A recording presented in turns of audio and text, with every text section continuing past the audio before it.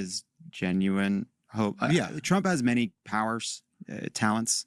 One of them is he is very good at making what's the worst thing about you the truest thing about you. He's very good at that. He's very good at kind of reaching into somebody and saying, this thing, this weakness you have, I'm going to make that more true. Whether it's animus towards immigrants or embracing their ambition over their politics if it's a politician.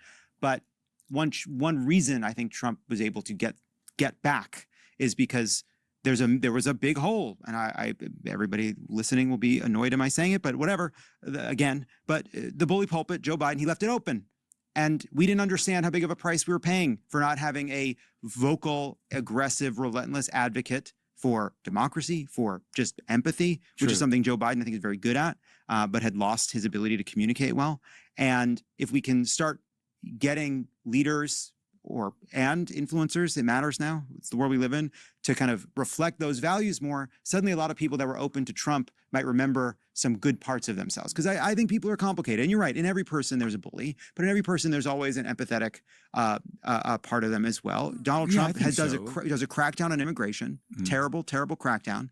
And what happens for the support for immigration, just itself plummets. As a good, rises. Anti-immigration. Anti-immigration sentiment plummets. Support for immigration itself, irrespective of the policy, rises to 80%, highest it's been in decades. There's something that you can turn on in people. That's what leadership is, and we need that. It's been absent. I think it's possible. No, I agree with that. I mean, of course, and like historically, it happens. Yeah, you can push back. And you can, change people's minds if the sadness, the weight of it. But like, what happens to I've become sort of obsessed with this idea of these, these angry white dudes that you were talking about that were untethered, and many of them, the whole sort of angle of Democrats used to be like, how they're voting against their self-interest. That used to be the big thing. Yeah. How does that happen? Because it feels good to be angry. And well, you can't tell people what their interests are is one thing. I guess, but I'm just economic. Yep. Right. So, but now it's like, I don't want to get more grim. I'll stick with, yes, maybe people. People in my business who were single issue Republican voters, and their issue was twofold. I mean, they were anti-woke, against any policy or language that could help the vulnerable get a leg up, and God knows that makes sense. So, but they also were very worried about their free speech. They didn't want their free speech to be infringed upon, which it never was. I mean, they'd say things and there'd be cultural pushback, and they were like, that shouldn't be allowed. Ultimately, all they really wanted was to be able to say the R word with impunity. That was why they voted. But along with that, comes the collapse of the federal government, the destabilization of the global economy, tens of thousands of people being deported to places they might not have even come from, the actual suppression of speech and rights of LGBTQ people and women, and the rise of authoritarianism. And sometimes I feel like asking them, was it worth it, you fucking retard?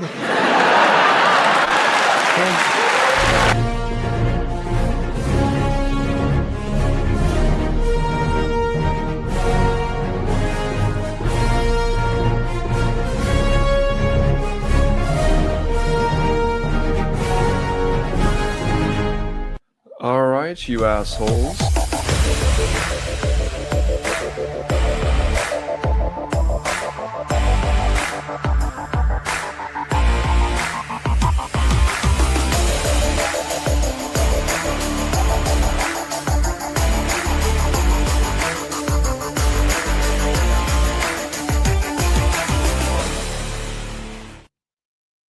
Woo! Fuck yeah! Hey everybody! It's me. I'm Dane. And then here's this guy. He needs no introduction. But let's give him one anyway. Bob. Bob. How many times? Jesus Christ, stop saying Bob. I feel called out. Why? Are you feeling a little paranoid, man? What's going on? Okay, get back in here. Come on. I got a question The joke for you, never Bob. gets old. The joke never gets I got a question. How would you like to die today, Bob? Yes.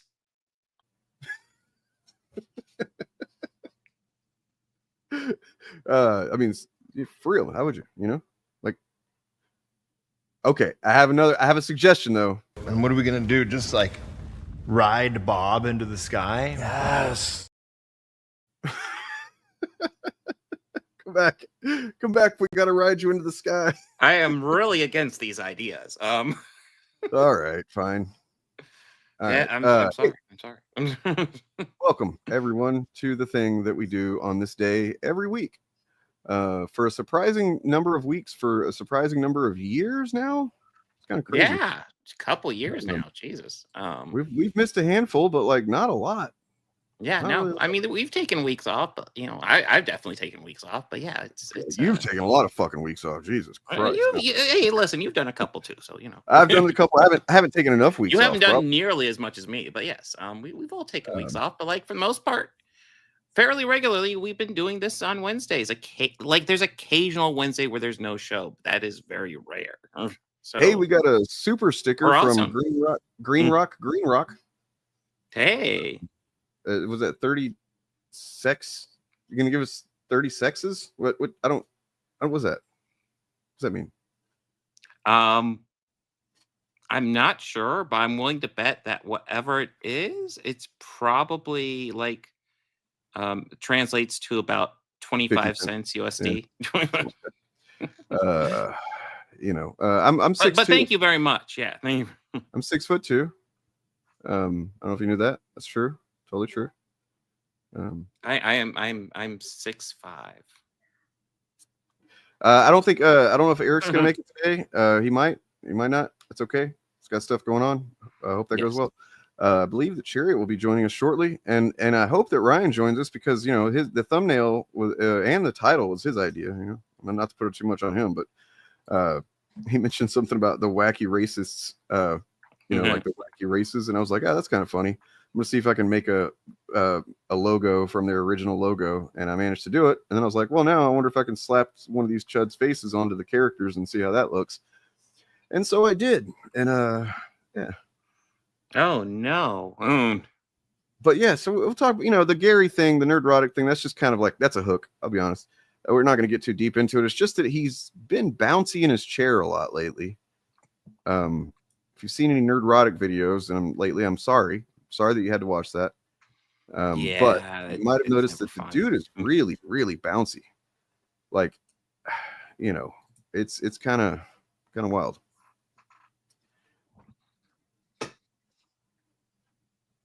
It is $3. It's Swedish. Okay, good to know. Seen no videos on those anti-woke grifters complain about the bad guys too due to introducing the bad girls. I don't even know what that is. Oh, that is definitely like a children's franchise. I was vaguely aware of Bad Guys 1, and then Bad Guys 2 is coming out. I was like, oh, I guess that got a sequel. As a dude who has kids, I was like, it was on my periphery, but like that's about it. Like my kids never asked about it or anything. So I guess that's crazy. In Gary's theoretical defense, I hate to do this, but I got to be real. I have the ADHD, and some days you guys probably seen it or heard it, where some days I'm just like fucking hyperactive, and I bounce, and my leg will bounce, and I'll just be kind of like moving and stuff like that. When I'm not medicated, especially, it's pretty bad. But so it could be something like that, just to be fair, or it could just be that he's fallen off the wagon. He's on the fucking shit again. I mean, who knows? Listen, ordinarily I would be against making fun of somebody for a past habit, especially if they've gone past it. But fuck Gary. Yeah, I cannot stress that enough. Like, Gary openly brags about how he essentially uses social media, to propagandize people, to push out bullshit, and sells it pretty much like crack, using his own words. I don't get an overly the vibe of him having like too much testosterone, to be honest. So it's a low testosterone thing. Maybe so. Maybe he has too much soy. Oh, that does explain my leg bounce though, because I'm full of that tea. You know what I'm saying? It's coming out of my ears. True.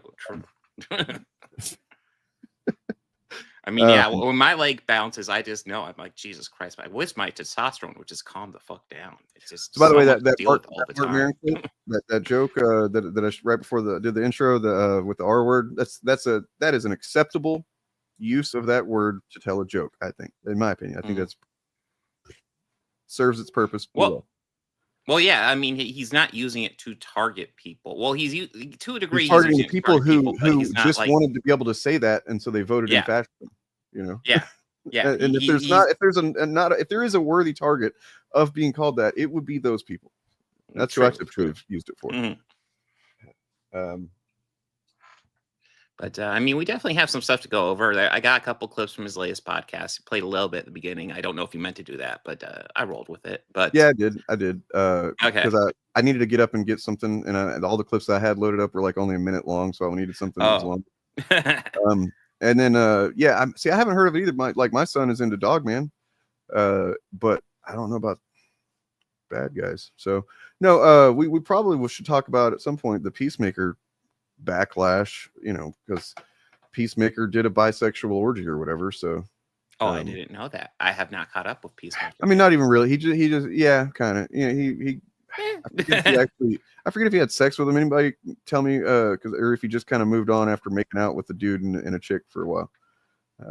Anyway, I mean, he's on a little journey of self-discovery, which kind of has been the whole series. So he was in a pretty low spot. He got rejected. How's it going, Chariot?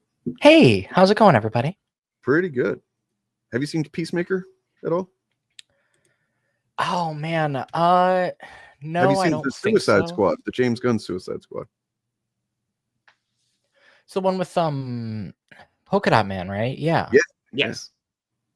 Yeah, I mean, I watched it while I was like working on stuff, so I wasn't like giving it my all. I actually, you guys are going to be proud of me. I've been watching a ton of superhero stuff lately. I watched in the past like 48 hours, like 3 or 4 different Marvel movies, for a video that I'm working on. Nice. Unlike what they say, it's not a perfect track record. There are definitely gems in there, but like the track record hasn't changed a whole lot since just because Endgame. No, I'd say that overall there's very few of the MCU that are just like bad. There's quite a bit of meh, and there's always been that meh. Yeah. What I've been thinking about, flat out bad, no. Because I remember we talked about like which of the films that I thought worked, and the video. I kind of want to split it into 2 or 3 different videos. I usually do this where like I start out with like one mission, and then I like have so many different thoughts. It's like, well, that's not going to all work in the same video, so I got to split it up a bunch. But I've been coming up with I think right now my thesis is I want to do one about Captain America and one about Black Panther. Nice. Very interesting. I remember saying something about because I was actually, this is so crazy. I've been working really hard on some video essays, and I've had to like read a lot of books and like research a lot of stuff. And in the process, I've come across some really interesting stuff, and it gave me stuff to say about Black Panther. And I was like, oh, I should do Black Panther. But it's like, well, I really want to rewatch Black Panther before, because like that's just the thing to do, is like I got to rewatch it to write the video.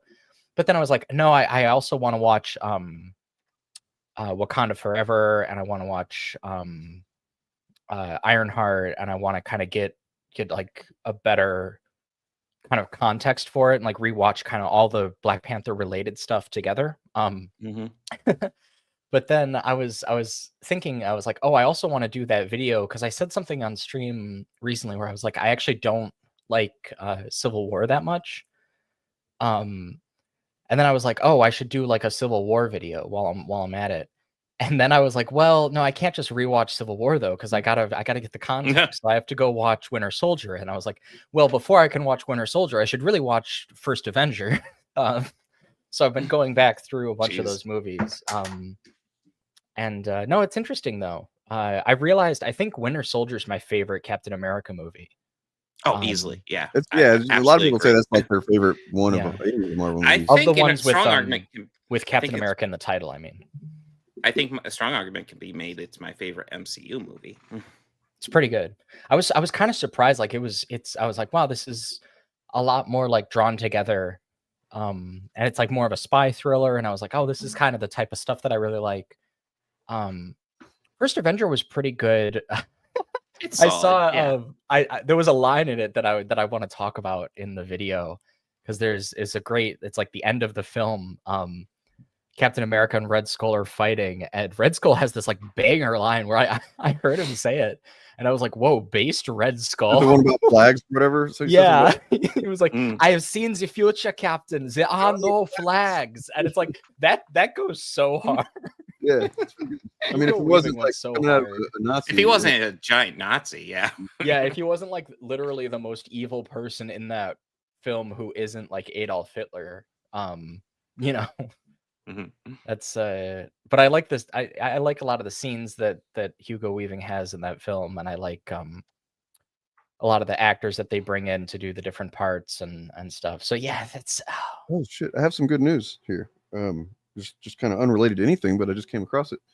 You remember that lady that was throwing slurs at the black kid on the freaking playground a while back? Oh Jesus, yeah. Calling him, slurs and shit. And like, she was charged with 3 counts of disorderly conduct. Wait, who? That Shiloh lady, the one that from a few months ago. Here, I'll show you. The lady with the GoFundMe where she called the kid the N-word. Is that? Yep. Yeah. Think they're the same one. Yeah. Oh man. Yep. Good for her. Good for her. Wait, she did it again, or is this charge No, from this that is from time? the same thing. I think it just took a okay. while I was to gonna get to- say, I was like, Jesus, what a minute. She's got to get in our GoFundMe, and everybody's gonna give her money. She's got herself a grift. Oh yeah. Just yell the N-word at kids, just like, oh. That's tough. It wouldn't surprise me if there was a grift set up like that. God, that is. What up, ripoff verse? How's it going, man? First Avenger is the best Marvel movie. It is pretty good. It's solid, having just recently rewatched it, I do think it's pretty good. The one thing I have to say about that film though is rewatching it, I kind of feel like it takes a minute to get going. Like I almost felt like maybe not halfway, but like 40 minutes to an hour into the film, it's like you're starting to get to the scenes where he's like first actually like rescuing the prisoners and fighting the Nazis and stuff.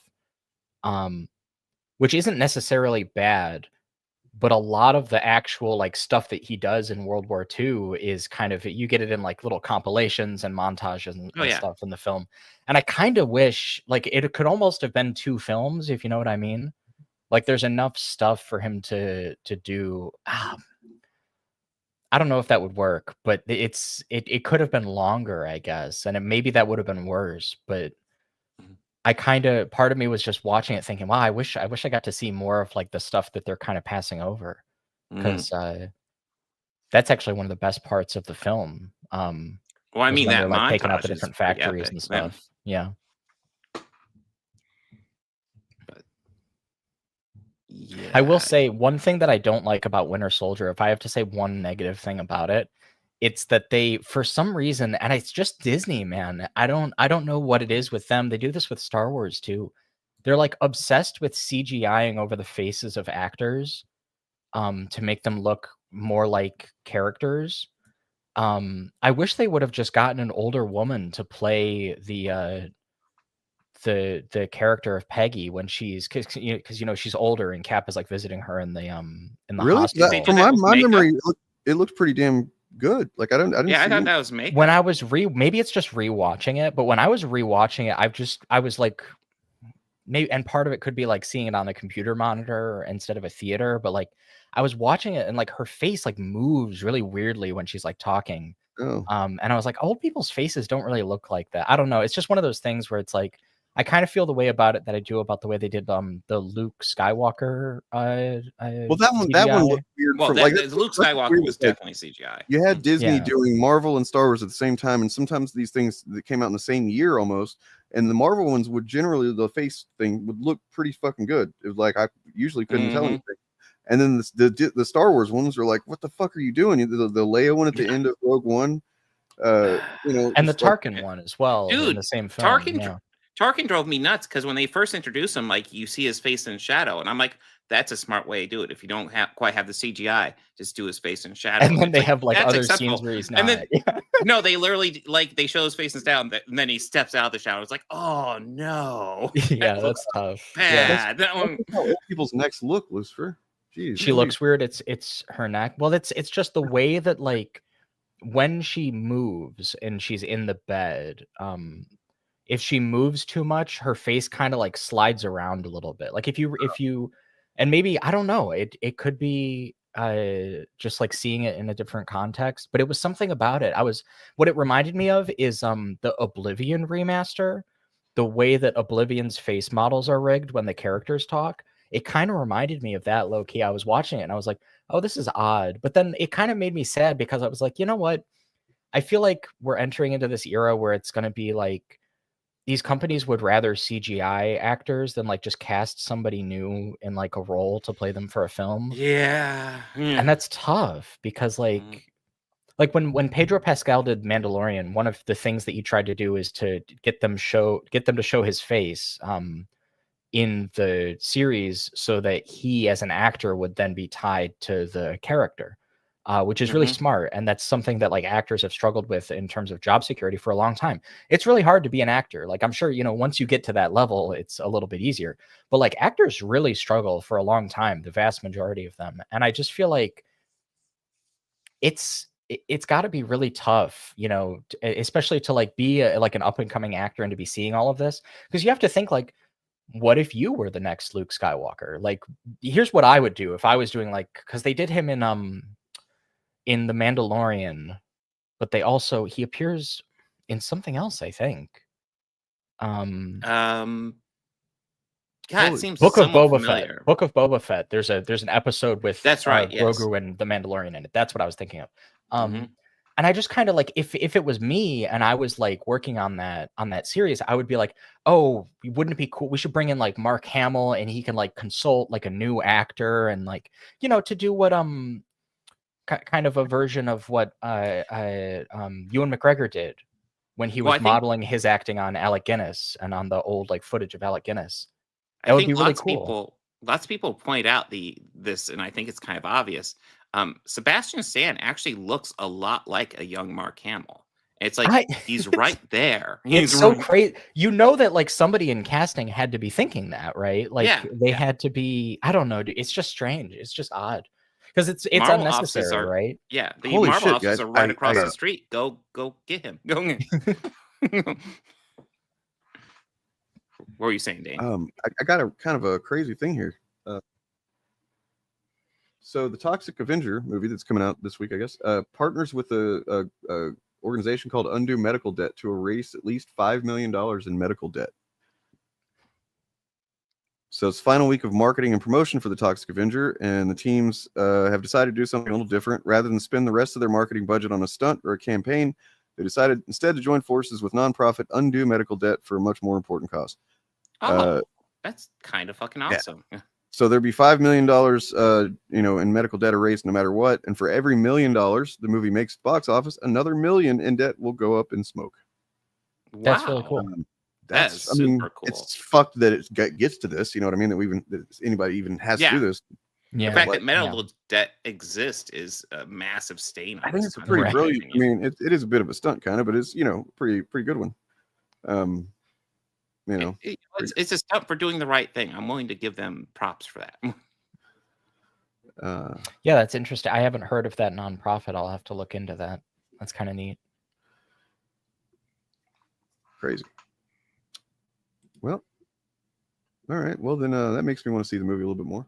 I mean, I hadn't heard too much about Toxic Avenger. I only know the song from Fury, the Carpenter Brute Have you seen the trailer or anything for it? No. It looks so cheesy, and the big thing I'm asking for is I want he's not going to win it, but I want Dick Lynch to go for the Academy Award in his performance. I want him to. Do I spy an Anders profile pic in the chat? And Space and Goats. Is that Anders from Dragon Age? Because that's awesome. That's I thought you were talking Anders, my goats.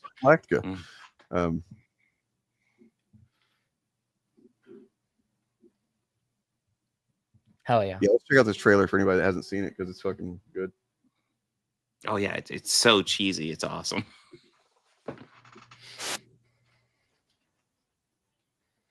I can't hear anything. Oh, I did not share my audio. I'm a dumb. Sorry. Usually you get crap for it. You shouldn't. He's goated. Anders is the best. I love him. Political extremists have taken hostage. Yeah. Well, speaking a little bit of the Toxic Avenger, I will be watching the first one for the podcast next week. Oh boy. And also, That- yeah. In the And opposite also- spirit of the opposite spirit For of Thursday. that movie is mean. It's just kind of mean. It's got a mean spirit. It's trauma. I've seen trauma movies before. I've not seen that You know, one the first specifically. thing But that I've seen happens trauma before. is they run over a child's head. Yep, I've been told. Pretty upsetting. Jesus Christ. It's freaking trauma, rough. man. It is rough. Like you could literally tell me anything will happen in that movie. I will believe it because I've seen enough trauma to know. I'll be right back. Yeah. Oh, fine. Just leave. I see. Yes, Kevin Bacon. That movie has a wild cast. You get Kevin Bacon and Elijah Wood in there as well as like the villains. It looks like, which is absolutely insane. And getting Dan Waters' books signed sounds awesome because Dan Waters is one of those writers who's popped up recently, and I really enjoy his stuff. Hell yeah. Mm-hmm. But yes, Elijah Wood. But yeah, I actually just recently rewatched, well, not just recently, but in leading up to the new Captain America movie, I rewatched the Captain America movies, and I was like, these are solid. The new one is definitely my least favorite, but you know, it is what it is.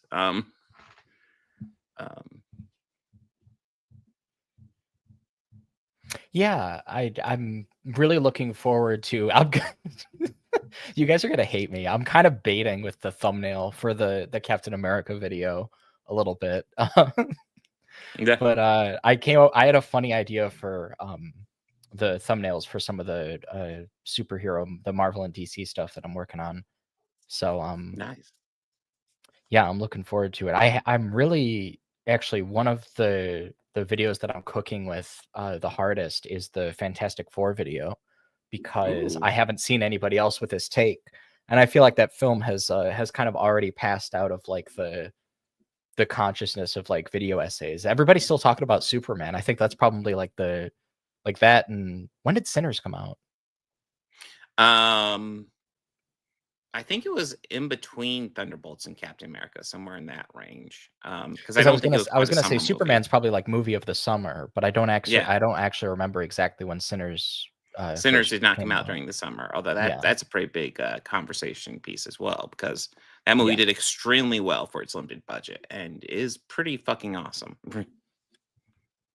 Came out in March. Okay, yeah, spring. All right. So I was gonna say I wanted to say movie of the summer, but I was like, wait a minute. I know Sinners came out this year. When did that film come out? Because it took me a while. It took me a while to see it.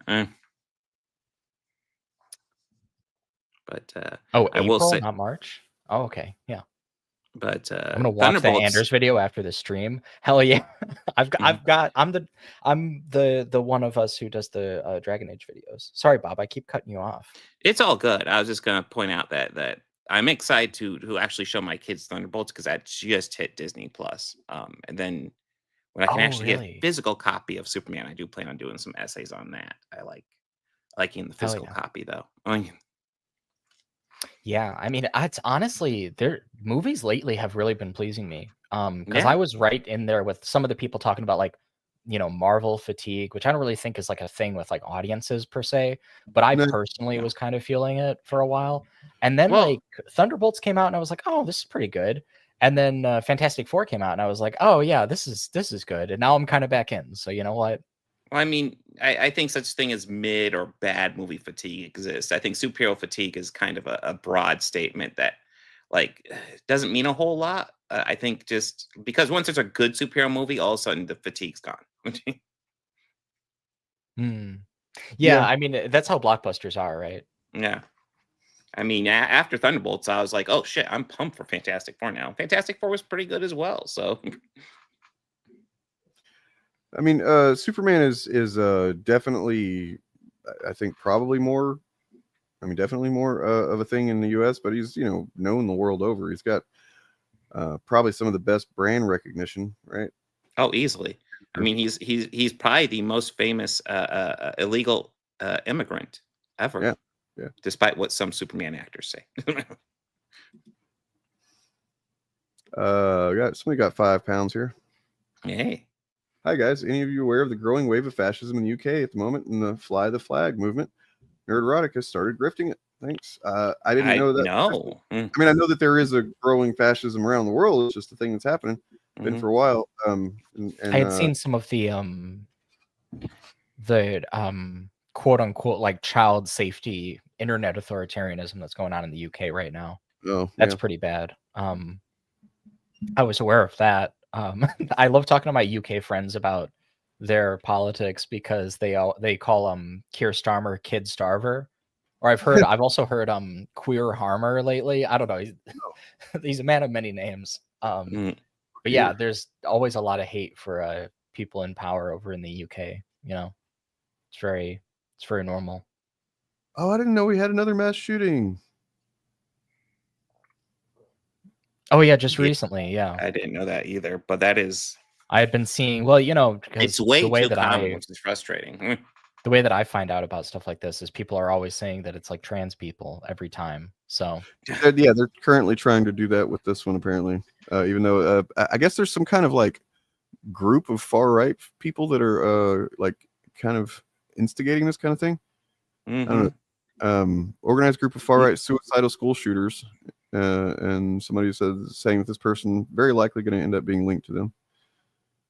It's crazy. Yeah, like they keep on trying to misdirect trans people, but it keeps on being far right lunatics, like pretty fucking consistently. Very few exceptions.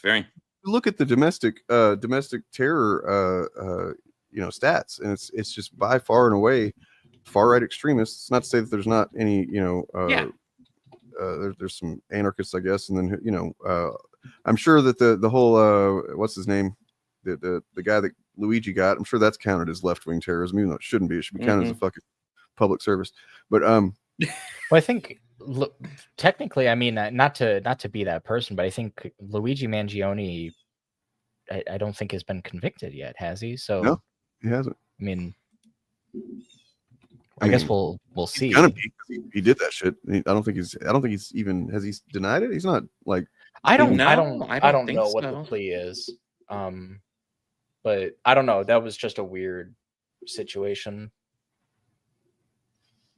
I mean, I think just to set the record straight, I do believe two wrongs don't make a right. However, if we look at the actual data, who is responsible for the most deaths? Luigi Mangione or the dude who he killed, which I can't even remember his name, but the insurance. The United Healthcare CEO. Yeah, who has certainly declined many claims for people who need life-saving treatment. I was going to say, guys, sandwiches they're cool. You can throw sandwiches at federal agents legally now, or at least you won't get a felony. yeah, with an asterisk on that, maybe. I would suggest an Italian because all those cold cuts probably going to sting a little bit. You know what I'm saying? Ooh, well, yeah. I don't think the nationality of the federal agent should matter. Oh my god. All right. I would suggest an Italian. It's mostly white guys. I mean, it is like that, I mean, you like that all the time. Yeah, I mean, we can go into some Poloff jokes, maybe. But yeah, we're going full racism, aren't we? Yeah, for sure. Against those flags have been taken by the far right to represent something that they're not meant to represent, so we're taking them back due to them meaning freedom and togetherness. Counterpoint: I've seen the future, Captain. There are no flags. Oh God.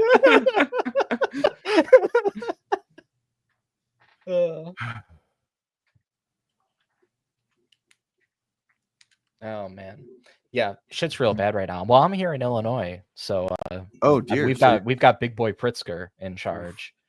Yeah, the so far one good billionaire, was that what he is? Or Well, not that there are any, but you know, on a in scale our current of terrible environment, to not to bad but not awful, he's kind of like, I guess, on one side, right? I will be marching with the forest of spears when House Pritzker calls its banners. So that's going to be a bad time in America if they do genuinely end up in conflict with the Trump administration, because he's been talking about sending National Guard to Chicago, and then he seemed like he was kind of backing out, but who knows what's going to fucking happen. It's crazy. I mean, his brain is fucking liquefying daily at this point, I think. It is, I mean, he said yesterday or whatever that that he's, a lot of people in Europe consider him the president of Europe, the president of UK or something. I'm sure. Yeah. I'm sure. What the fuck is he talking about? Oh, by the way, happy birthday to Jack Kirby. Would have been Jack Kirby's birthday today. Shout out. He's man. There's one from Richard Pace, friend of my channels. Kind of redirect back to the previous point. I think part of the issue, like we all remember that disastrous Trump-Biden debate, and part of the issue why Trump looked better, and that is the fact that like both Biden and Trump are kind of losing it. Their mental faculties aren't all there. Part of the issue is that Trump has like turned that into his brand. Trump, just like the violence thing, where like it's objectively true that they do way more of it, and then also it's the same thing where they're really fucking good at controlling narratives, man. Like they don't, you know, and it's also the media. The media should be covering this at least as much as they covered Biden's fucking mental, decline. But yeah, they're. The thing with Biden, though, like, you know, he was losing his shit for sure. His brains were liquefying, but he had people around him that weren't fucking insane. You know what I mean? So like there was at least some degree with it, but the people around Trump are just, you know, probably every one of them is just looking for their opportunity to, you know, see some kind of power. I think part of the distinction also is that like Biden was more of a Reagan scenario where he like genuinely had like Alzheimer's or dementia. And his people in his inner circle were like hiding it from the public. Yeah. As opposed to Trump, who is like always part of his public appeal is that he's out of his fucking mind. So yes. like kind of like you guys said, like it's kind of the brand. Yeah. But also like I've come to this point talking about the like, you know, the far right where like I think the individual people who are part of that movement are just as much to blame as the figureheads. Because I think the figureheads, while they do propagandize and they do like trick people sometimes, it's kind of endemic to the movement. I think the way that it works is that they exist to embolden these schizos who follow them. Oh, absolutely. And that's been part of what I've been sticking on lately. I mean, the reason why it's still important to focus on the figureheads is because they are emboldening them. Like you do have people like this, and it's good to try to curtail their worst instincts. But then, like, we have people like, you know, celebrating these worst instincts, and that's very bad. This is a very good point that Morgan makes here. Why haven't you liked the stream yet, guys? That's a good point. Watch it. You haven't liked it though. What's going on? Is your hand broken? Use the other one. The anti-vax thing was a bottom-up thing. Yeah, sort of. It's the anti-vax thing is a great example because it's a case of this being what it really all is, which is like it's partly top-down and partly bottom-up, where like you get these top-down grifters, which are the kind of people that we talk about, but like, you know, just like with YouTube grifters in politics and in the news, it's kind of the same thing where like the people who latch onto it are a part of the problem. Like their bad faith and their hostility and their bigotry is in some ways the real center of that movement. And that's kind of part of like how I see when like people in the Republican base are like criticizing like the Trump administration for not releasing the Epstein files and like you know, I saw that. I remember thinking about this when Ben Shapiro's base was like, or not his base, he's not elected, but like his fans were like yelling at him on his YouTube channel and stuff about the Luigi Mangione situation and the killing of the United Healthcare CEO. The thing that like, because Ben is a crazy elitist. We talked about this with the Superman review. He fucking hates poor people, and he doesn't like. He's not too keen on Arabs, and he's not too keen on black people either. He is a massive elitist. Anything that anybody could say about like the most condescending like liberal elite and the most like effete liberal academic, you could say about Ben Shapiro. He's just not as successful and interesting or smart. True. So like he's just a more resentful and like curdled milk version of those same people, but he hates the people who he grifts. And yet they kind of know that he's a liar and he's out of his mind, and they kind of know that he hates them, because every time he says something, they're like, you know, Ben, you know, I agree with you about like trans people, but you're out of your mind about the healthcare situation. And it's like, well, because I think people know Ben's whole deal is he wants the rich to get richer. That's his whole vibe. When you hear him talk about economics, it's impossible to miss. So I just kind of feel like that's sort of the thing that I keep like sticking on right now. So, Bob, I see you have your article there. I have something we could look at real quick and then transition to that. Okay. So, real quick, Sean, thank you for the $5 super chat, wherever that is. But yeah, Jenny McCarthy, I remember being the first big public face. Jim Carrey, to a degree, as well. And I think Oprah as well, by the way. There was like a book that was written about it that she platformed, if I remember correctly. There was a thing about that. It used to be anti-vax used to be a left-wing movement, and then come COVID, and it just gets completely taken over by right-wing movement. Well, but it was a fringe left-wing movement, though, was the thing. Yes, yes, that's was true. Never like and that's a lot of the stuff that, you know, like we looked at last week or whatever. A lot of the stuff that RFK Jr. has you know, started implementing was originally fringe leftist shit. You know, and yeah, because it's stupid, the right glommed onto it pretty well. Yeah. So you guys know who the two most trustworthy people who don't have any bias, they don't have any axe to grind or anything, and you can trust them whenever they criticize Marvel, is Bo DeMaio and Rob Liefeld. Oh, I thought we were going to say yeah. They have no connection to Marvel at all, so they'd be completely unbiased in their Bo DeMaio is not trying to distract from the fact that he was fired from X-Men 97 for, you know, being a sex creep with his coworkers. Yeah, reportedly being a sex creep. Nothing's confirmed, but his inability to come up with a counter argument is kind of damning. His counter argument is Marvel sucks. Yeah.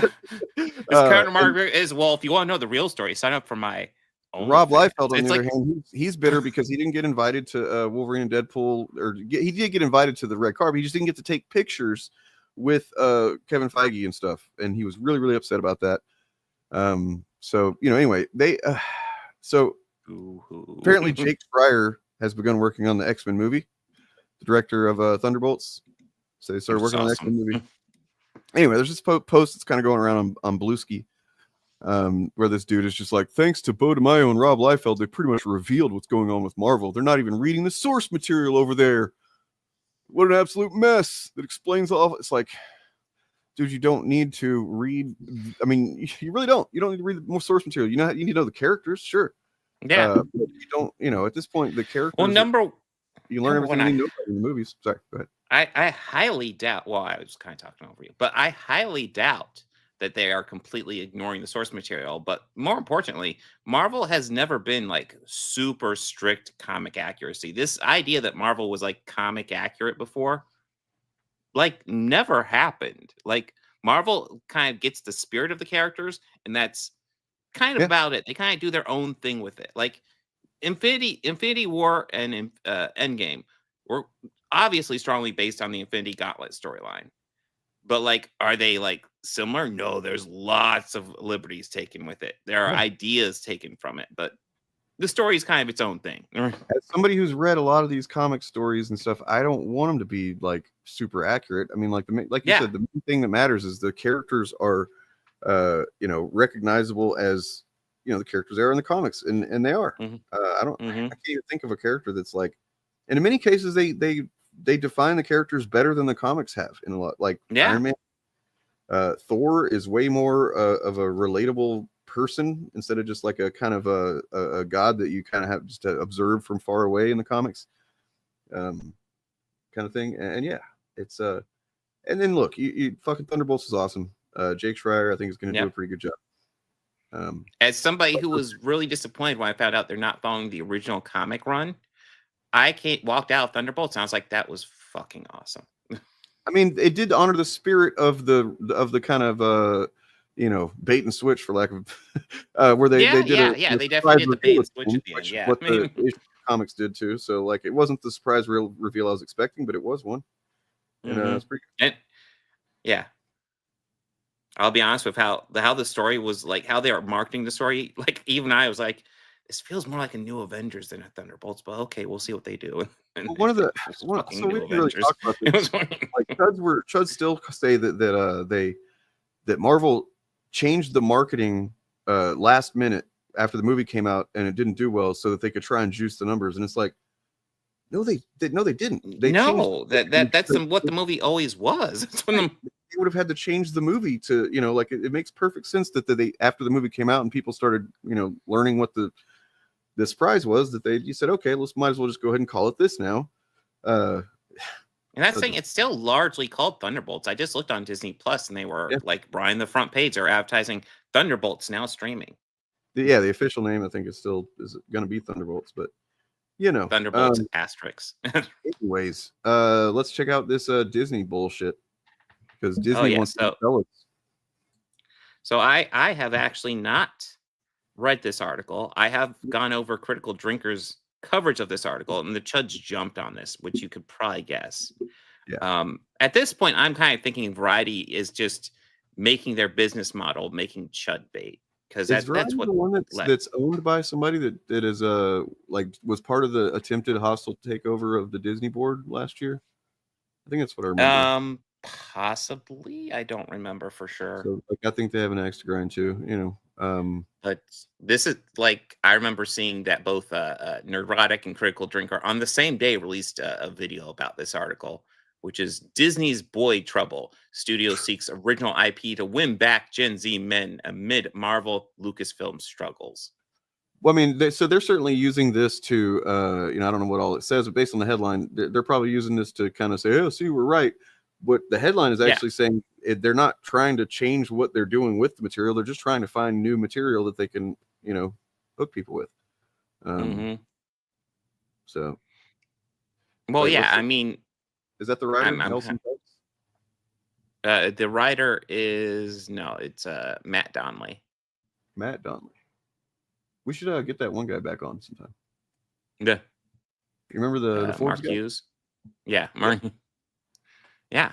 Well, if he writes a counter argument to this, I will be happy to have him on and discuss it. Because, I guess we can go ahead and start going over some of this. Leadership at Walt Disney Studios has been pressing Hollywood creatives in recent months. Multiple sources tell Variety for movies that will bring young men back to the brand in a meaningful way. Young men is defined here by sources as ages 13, 28, aka Gen Z. First, every film studio is looking for a better way to convert young audience into habitual moviegoers. Yeah, like that. First diving into this, like that's my first thought. It's like, yeah, of course they are. Everybody wants to do that. Numerous studies show that Gen Z men in particular are lonely, gaming-obsessed group who are hampered in their formative years by COVID-19 lockdowns. Not the easiest segment to grasp, but what's surprising producers, writers, and other partners in the larger industry is that Disney has been calling for original concept to lure the demo back to the movies.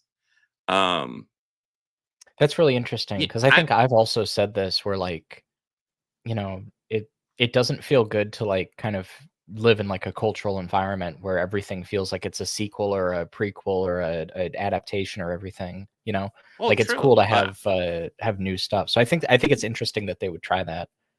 well, what I think is interesting is like a lot of this is just like the sources are saying, but like there's nothing really specific. Like, I'll be honest, to me, this reads kind of like they're pulling out their ass. But is Variety saying that they have a source, or are they alluding to something else in the news? What's the wording in that? Writers, partners in the industry, is that Disney has been calling, like, so this sounds like a rumor.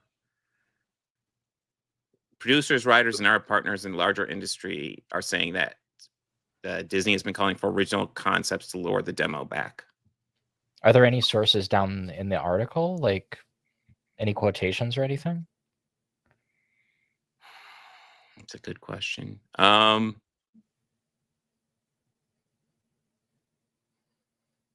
Well, two insiders say the mandate. Insiders say so they've got like a private source, males. Probably. Yeah. Yeah. Which is possible. That's not too abnormal for coverage like this. Okay, I was wondering how they were gonna talk about it, because yeah, you're right. In that one sentence, it does kind of say it almost sounded like they were talking about a rumor. But I guess they did. Is this what Eric covered? And because I haven't watched his Valiant Renegade video yet. Is that what I saw that? Yeah. No. Oh, and real quick, low watermark. It is good to see you back. Thank you very much for the super chats. Hey.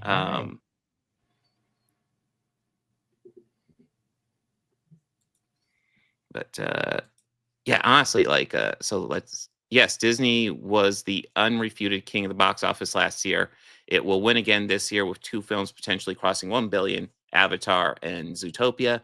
4 movies from 4 Disney labels have grossed more than 1 billion in the past 16 months.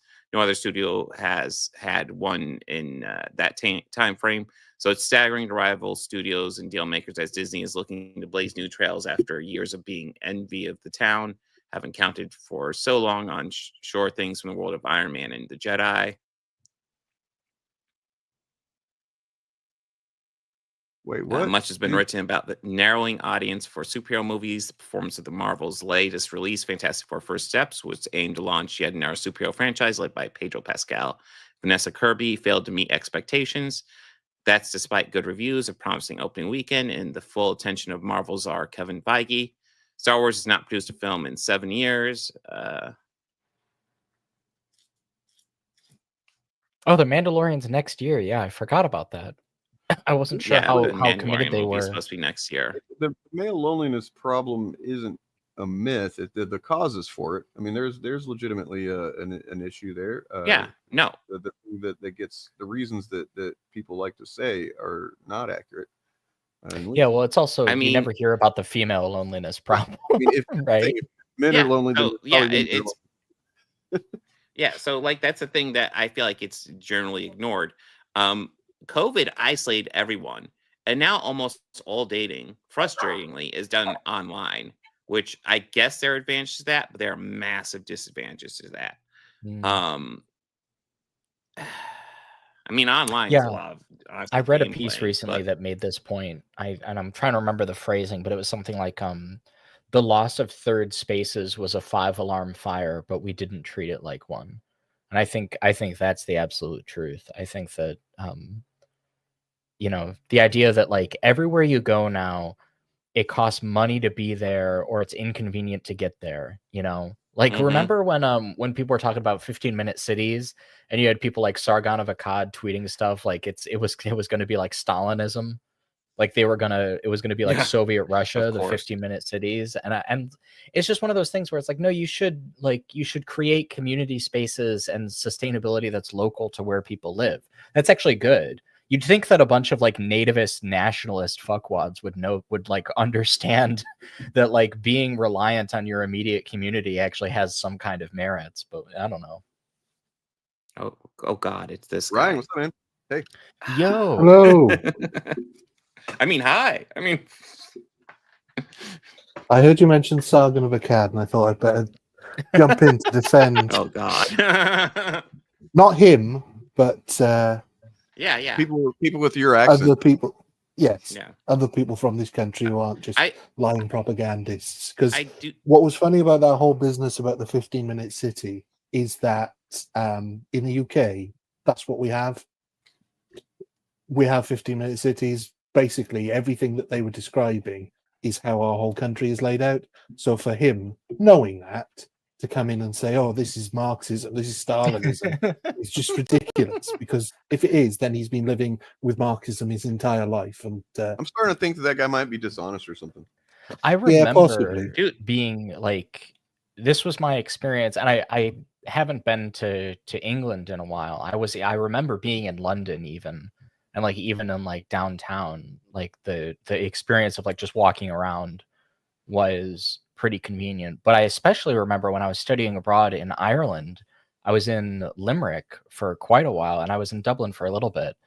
Not the UK, but obviously next door. And still, like it was like the way everything was laid out. I was like, oh, I can just go to the grocery store, and then I can go here, and I can go here, and the bus system's very convenient. They've kind of got, with like the way that certain neighborhoods are structured, they've got versions of that in certain places in Chicago and in New York, especially in some places.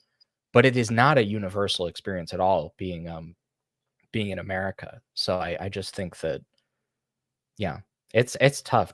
Like transit and the way that like communities are planned and laid out is a real challenge here. You've been challenged, Ryan. Yeah, I'm not sure what he's saying isn't true, but my understanding of 15-minute cities is that the idea was that rather than building these sprawling suburbs of identikit houses where cities were zoned in particular ways that sort of reduce the amount of residential, or currently reduce the amount of residential places, that they wanted places that you could, was it walk everywhere you needed to go in 15 minutes? Yeah, I think it has to do with like 15-minute, like a 15-minute radius around your domicile being like your transit time for like basic like goods and services and stuff like that. Yeah, that was my understanding. Was that 15-minute walking or driving? I think it would be like walking or biking. Yeah, what would like make more bus. sense? Because I mean, most towns and villages have services within 15 minutes of some description.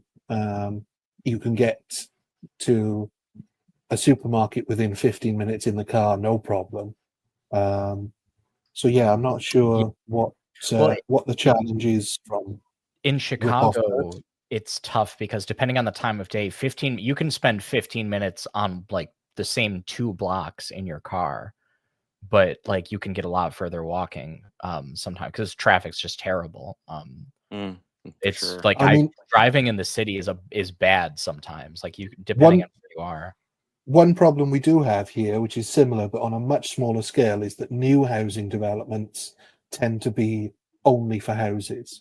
So in the old days, you would have a mixture, and in old towns and villages, you have a mixture of pubs, shops, some takeaways, restaurants, things like that, and houses. Whereas the newer developments, they tend to not have any amenities, which is a problem. But talking about the scale of things here, you're talking not that many houses, and still you're not that far away from the local amenities. So I would be interested to see rip-offers expand on what they meant. I mean, maybe it depends. I guess it might depend on where you are. Like if you're some places in the UK being like more rural, it could be a different experience. I don't Well, really know. yeah, definitely. If you're rural, then yeah, you're talking a longer commute to get anything. But that's the point of being rural, isn't it? I guess. Yeah, I'd be interested as well because I don't. It's been a long time since I've been to the UK.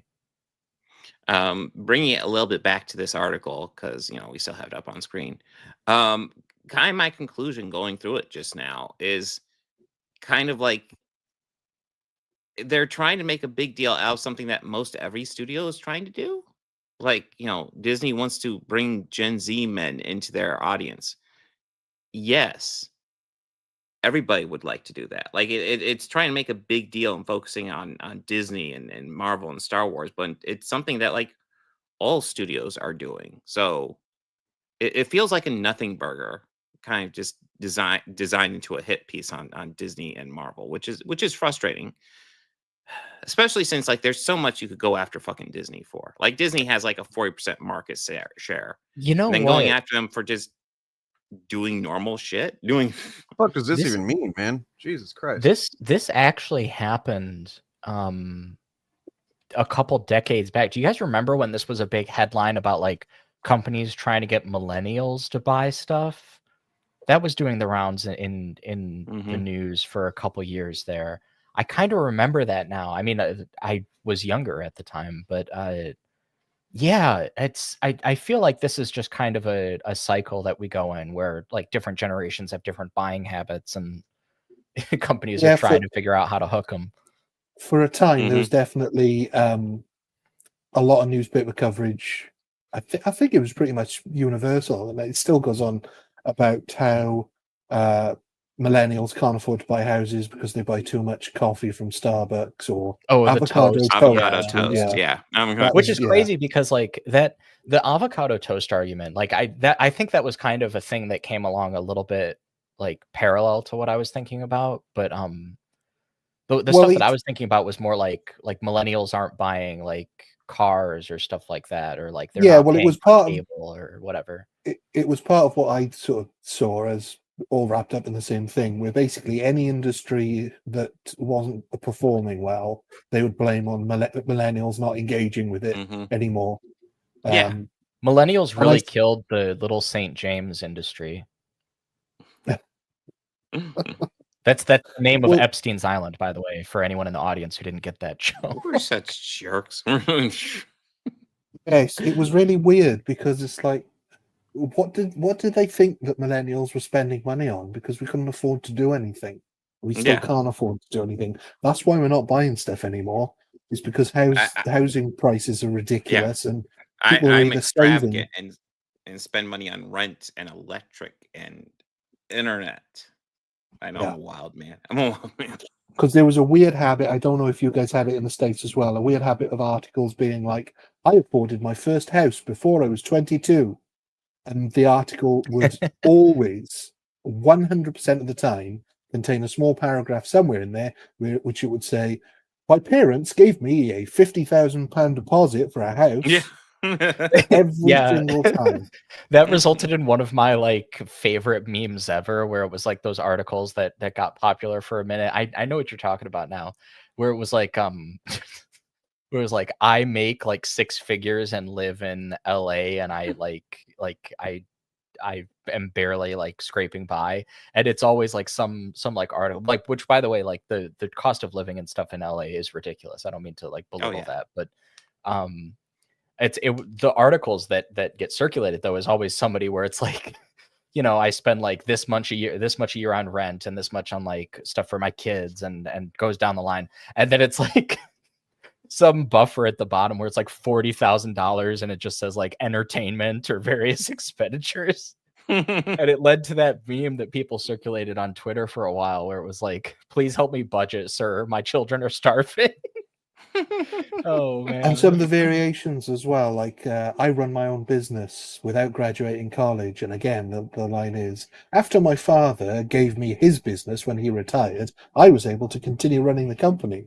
Yeah. A small $1 million loan from my father. That probably emboldened those people if you think about it. God, that's so pretentious. Yes. And I think journalists are just really struggling to find anything to write about. And I think they've always done stuff like this where they've taken rumor and gossip and genned it up into a full article, which actually says nothing. Disney is trying to get more people to buy and watch their stuff. I didn't end up taking this job, but I was at one point when I was going through some like job offers and stuff and applying for some stuff a while back, there was like I forget what like gaming news website. It was like IGN or The Gamer or something like that, and they were putting out like positions that were like low pay just to get people to write articles for them, and the number was like 50 articles a week that they wanted you to do minimum. Jesus. So if you're thinking about that on like like that's on a 5-day work week, which it would not be, but that would be like 10 articles a day. Think about the amount of writing that you have to do to like pass that. You know, it's legitimately crazy. And that, I'm not exaggerating, by the way. Like that was the number that was on that job listing. So like when people talk about the state of journalism online, it's because it's all stuff like that. It's just we need more and more clicks. We need more and more clicks. We need more and more. Yeah, ad I know. I've heard about like reporters having a tweet minimum per day. A number of tweets are supposed to be pushing out every day. There's all types of stuff like that where it's like. That's why a lot of them are still on Twitter, I think, right? Better or worse, yes. That's why they get so mad on Blue Sky all the time because people yell at them. Yeah. For baiting engagement.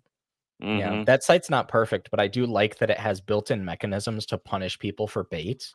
That's like actually good for like the social media environment. I mean, they do the one thing that all social media should do: actually follow their terms of service, which is why chuds get frustrated because they get banned all the fucking time because they just do bigoted shit on there.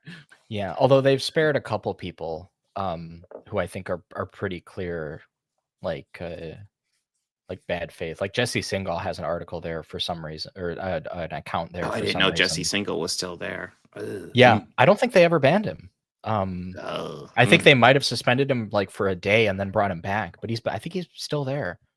And there's a few people like him who are like, that's pretty gross. Yeah, I think it's the Twitter thing. This is how Twitter started to get bad back in the day, where it's like, if you're famous enough, they kind of let you get away with it.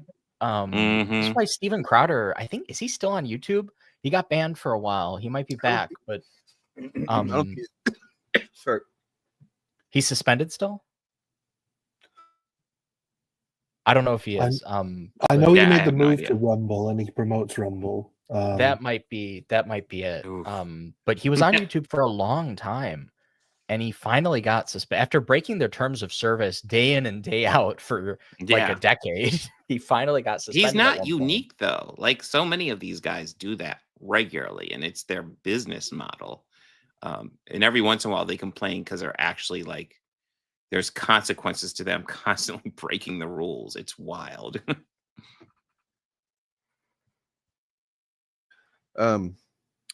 Yeah. So yeah, I mean, people, it's, oh wow, Disney's trying to make more money. Imagine that. Yeah. Right. Let me guys tell you about this thing called capitalism. Yeah. We're in late stage capitalism right now. Yes, Disney is desperate to make money off an ever shrinking economy where the rich are just getting richer and richer, and everybody else is just struggling to survive. Well, and also, there's just so many options for media that I mean, one thing that isn't, I don't know if there's been any studies or anything that have taken this into account, but like YouTube itself has to have cut into a pretty large amount of people's media consumption. Which is why one of the reasons why these chuds make content, because they don't just want to radicalize people and make them hate stuff that was potentially neutral or good, but they want them to just keep watching their content instead of anything else. I know there was a report recently. YouTube is the second most watched sort of video media behind the BBC in the UK, beating all. Yeah. It's crazy that people watch BBC so much. It is kind of, it makes sense when you think about, because after the pandemic, like everything shut down. They weren't making movies. They weren't making TV shows. Everything shut down, but people could still make YouTube videos. That's part of the issue we're dealing with now, because people could just make outrage videos nonstop. All this propaganda, conspiracy theory garbage about the pandemic. They could spit that out nonstop, make money, make a career out of doing that. And people will just suck it up and go with it without critical thinking skills. Part of the reason we're in the situation we're in right now. Well, that's the thing with YouTube that doesn't apply to traditional media is that there's no guardrails at all, and there's vague, like we were saying, it's vague TOS. They try to bring these rules, but the more eyes that are on them, the more they'll have to do, or they'll have to crack down. Because I know they're bringing in that new rules if you're a YouTuber under the age of 18 and you're making videos, you can't monetize your channel, or that will be the rule apparently. But then that doesn't matter because there's a parallel income stream with YouTube. You can not be monetized and have a Patreon, so you could still make money. So Yeah, it's a really good comment in the chat. It's like millennials are surviving a zombie apocalypse with no end. Actually, it's funny that because I've been thinking a lot about that parallel as well. And I feel like it reminds me of that quote, and I'm going to paraphrase a little bit, but the thing about capitalism is that capital is dead labor that feeds off living labor. It's like a vampire. It sucks, and the more it sucks, the more it has to suck. You know? Yeah.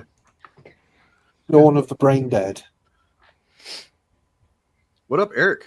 How's it going, man? What's up? Dawn of the Brain Dead. Oh, hold on, wait. I had the audio on the speaker. Sorry about that. No, we're That's back. all right. Let me hear me. It For just a sounds second, like sup, you know? Yeah, what's going on? What's up, everybody? How's it going? Sorry I missed like the first hour of the stream, but well, you just missed our discussion on Variety doing a hit piece on Marvel, trying to frame it weird that Marvel's looking or Disney's looking for more money, which they are. Yes, they are.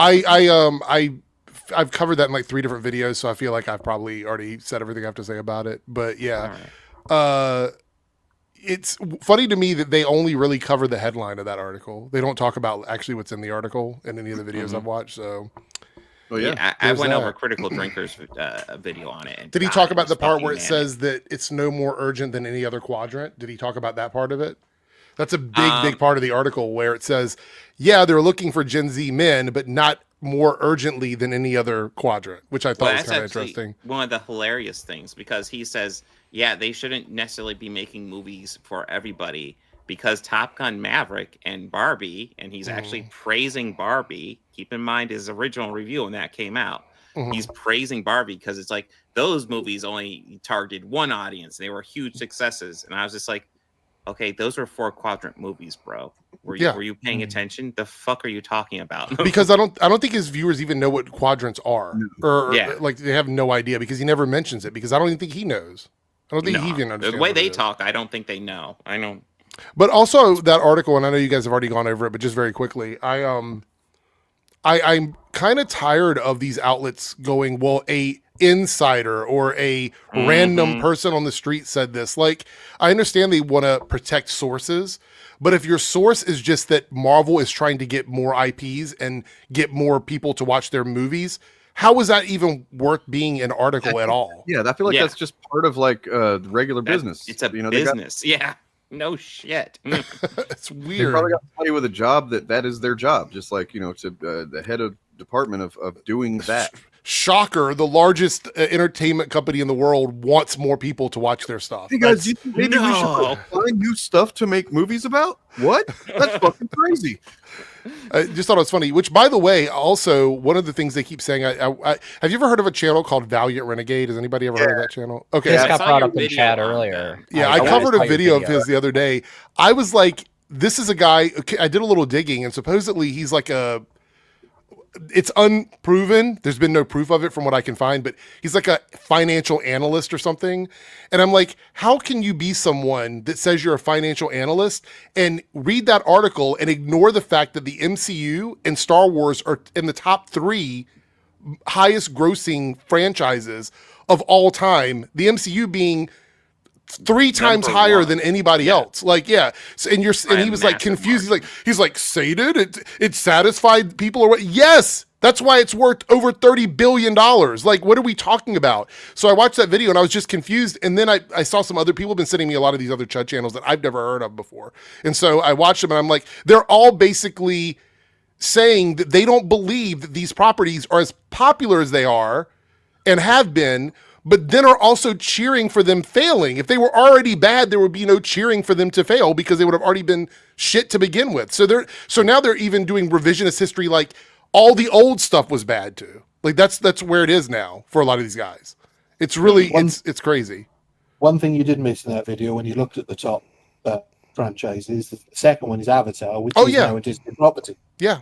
Yeah. So the only reason I didn't bring that up is I don't Disney, think I don't think the article mentioned Avatar, but yeah, that's probably the only reason I didn't even mention it. But yeah, it's funny. They're the top 3. They own the top 3. They in terms of franchises, Disney owns the most successful ones in the world. Like in terms of like sales. The foundational narrative is that all this stuff has been failing for a while. If they're too many of their audience realize, oh wait a second, what this is, by far the most profitable thing. That goes against a lot of stuff that they fucking swallow on a daily basis from this content. Mm-hmm. Yeah, it's just watching these guys, especially ones that say they're like box office experts and stuff. It's like, bro, you're not even being good faith about like something that's just a fact. Like the MCU is worth $30+ billion, and that's just the movies. That's just the films. I saw somebody, I don't remember who it was. I think it might have just been a random comment or something. Somebody said that guy, Valiant Renegade, is actually kind of like a low key, a guy that everybody, all these guys look to a degree. I don't know how true that is. So like, really, and yeah, I don't know. I saw it said. The dude who had to look up what sated meant. Like that was my favorite part. That was my favorite part of the whole video when he says, "You're looking this up." They said sated. I couldn't believe they used Well, then he didn't even read the definition correctly. He got it wrong. Yeah. And then I looked it up. I mean, that's like a comedy sketch. I've seen literal jokes where a comedy character will think they've been insulted until they look up what the word means. Yeah, that's literally an Always Sunny in Philadelphia gag. It's a joke with Mallrats, Yeah. The other way, actually. But even the definition he was reading, it's like if he would have read the definition correctly, it actually would have helped him, because the actual definition says unable to take any more in, right? So that would have said that they are overproducing content and that people don't want to take in the rest of it, and it would have helped his argument. But he actually read it incorrectly and missed a talking point for himself because he was in the bit, he was in it. He was like, I'm committed to playing this person that thinks that they don't know what the word sated means for like 8 minutes. That's what he was doing. And he did that all the way through, consistently throughout. If I have to give him any credit, it's that he plays a dumb person very well. But he did it through the whole video. And I'm like, you're missing, because you're so committed to whatever this narrative is, you're actually missing key things that could help you in the argument you are trying to make. But he just completely missed it. I did wonder if this is going to be sort of the next evolution of this, where they're going to try and sort of rewrite history and claim that Disney, although to be honest, they already do, but like Disney Marvel has always been bad ever since 2009. That's when the rot set in. Right at the start, Yeah. Foundational rot, man. Disney. That seemed to be his argument. Like, how can you say that Disney have ever made a good Marvel movie? It's like, he didn't even remember which one was the first one, because whoever his guess was, the guy hiding behind Avatar, was like, oh, I think was it Hulk? Was it Captain America? No, it was Iron Man. Iron Man 2. They didn't even know. And then they tried to argue, which did Winter Soldier make more money? Civil War make more money? Like the whole, if you watch the whole video, the clip that I had didn't have it all in there because they used that tiny clip or whatever. But I went back and watched the rest of it. It's dumb. The whole discussion on the article between them was dumb. That's just dumb. Why do they even care? Is if it's not something that they at least used to fucking enjoy and think that it's not good anymore, right? Like that's kind of like the cover for a lot of these guys. Like, I used to like it, now I don't. It's like, okay, that is I can see through it, but a lot of people buy it. It's like, if you're just like, this has always sucked, then stop talking about it. What do you fucking care? Yeah, no, 100%. It's been really interesting. I got a couple other videos coming out this week. I'm trying to stay away from my usual suspects. I've got a lot of stuff happening right now. I mean, shorts going up, videos on both channels, a lot of stuff happening. I'm going to be Melanie Mac soon and be complaining, guys, respect my time. I need a little time. That was so... Wait, hang on. Are we allowed to talk about that? Can we talk about that real That quick? was fucking wild. That video was... the part where she was like, it's all jokes about her saying like right. homophobic slurs. I was like, all the time she's been you slurring do not people and sending get to, hate like, towards the community. it's a joke, guys. I'm just joking. It's in good fun. It's like okay, Eva Braun. So, like, so all right. much fuck you. I Just can't so tell you much. guys. Just I so clipped out probably, I want to say a good 8 to 10 minutes. I might upload it for members only because I don't want to put it public or whatever. But there's like 8 to 10 minutes of that video where I am literally just saying angry stuff because, yeah, I mean, I could do it. I could still pissed me upload off it. when But when I let me heard tell her you say, why it made me so mad you. because it told me two things about her that I just didn't notice before because I guess we just didn't have any context for it or we didn't understand it. But number one, it told me that in fact she was doing this the whole time knowing that it was just for clicks, it was just for engagement, and that she never cared about any of it. Because look, even though what she was saying was awful, I was writing it up like, oh, she's lost. Like she is a Christian zealot that has been indoctrinated by her church, and this is just her doing what she believes is good. It's bad, but I thought that she believed it, right? Oh, in your defense, that's the character you've been playing. Yeah. I mean, I'd collected a bunch of tweets where she would just like literally just post the F slur on Twitter, or just, you know, like to me, it seemed pretty obvious for a while that she's just she knows.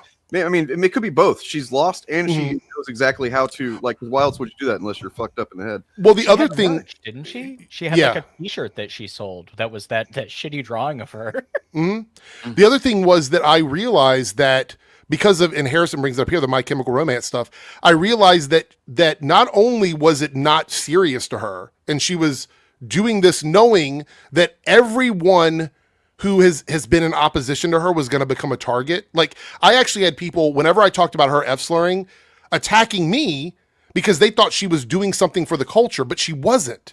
So we all took strays from that because of the fact that she made it seem like she gave a shit.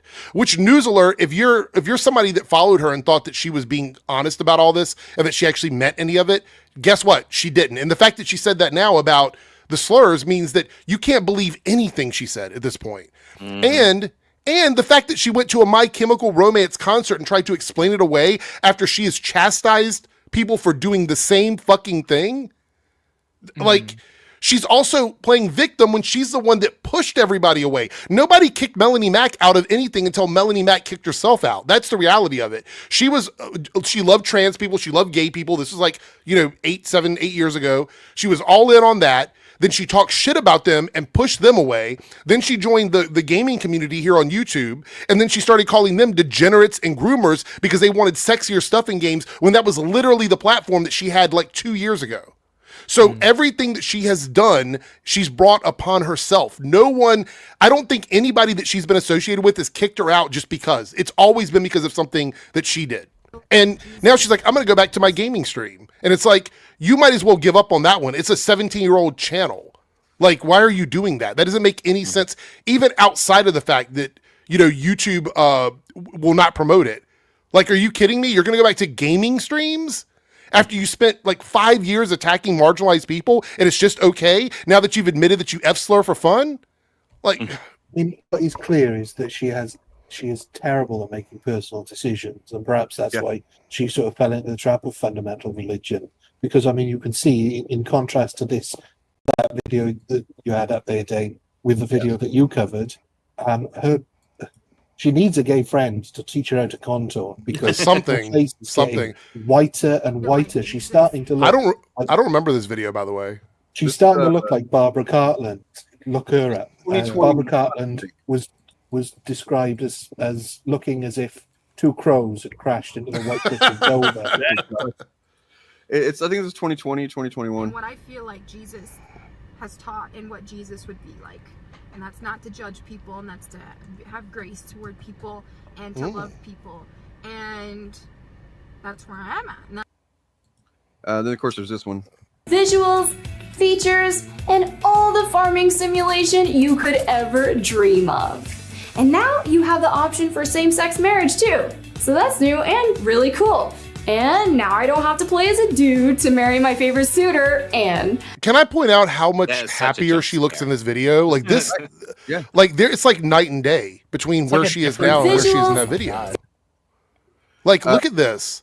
This looks like somebody who's really enjoying life and having fun, and then now she looks like she's just beat the fuck down by the world. Same thing with Eric July. If you watch that video where, you know, the one where we caught him, I found catching him talking about Miles Morales positively. He's still saying really stupid stuff in general back then, but he was smiling in his videos, and he doesn't fucking smile anymore. Right. None of these people are fucking happy.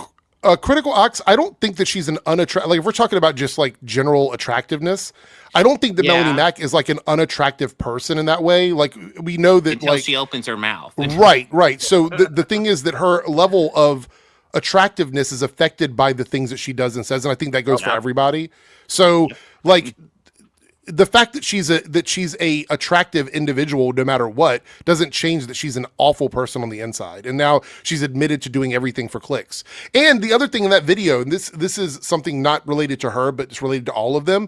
The fact that she says that she knows for a fact that there are people in that community that are just doing this for views, just tells us that we, as always, have been right about this all along. And now we're seeing people come out in that community and just say it.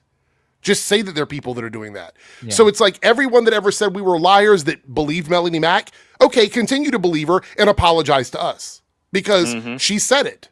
So Eric July's trying to do the same thing, isn't he? He's trying to back away from all the content that made him all his money. Who was that? I'm sorry. Eric July. Oh, he says he says he is, but I think it's more of that the content doesn't work for him anymore. I think that's what it is. You know? So he's taking a different attitude. At least I feel like Melanie Mack is now being honest, whereas he's still trying. He's trying to have his cake and eat it. I don't think she's being honest when she says she was just, you know, I think that she does have some fucking hate in her heart. I don't think you can. Oh, no, that stuff. No, I mean when she says that she was doing it for money. Yeah, as far as Eric, so I was watching your video not too long ago about Eric, other Eric, right? The dumb spelling Eric, and how you know what he was saying. He's basically, you know, kind of shitting on all the content that all his buddies make still. And you said something like you know, he still does the stream with Az, and I was thinking about it. I was like, I think he does that specifically because he needs to have one under the radar to a degree.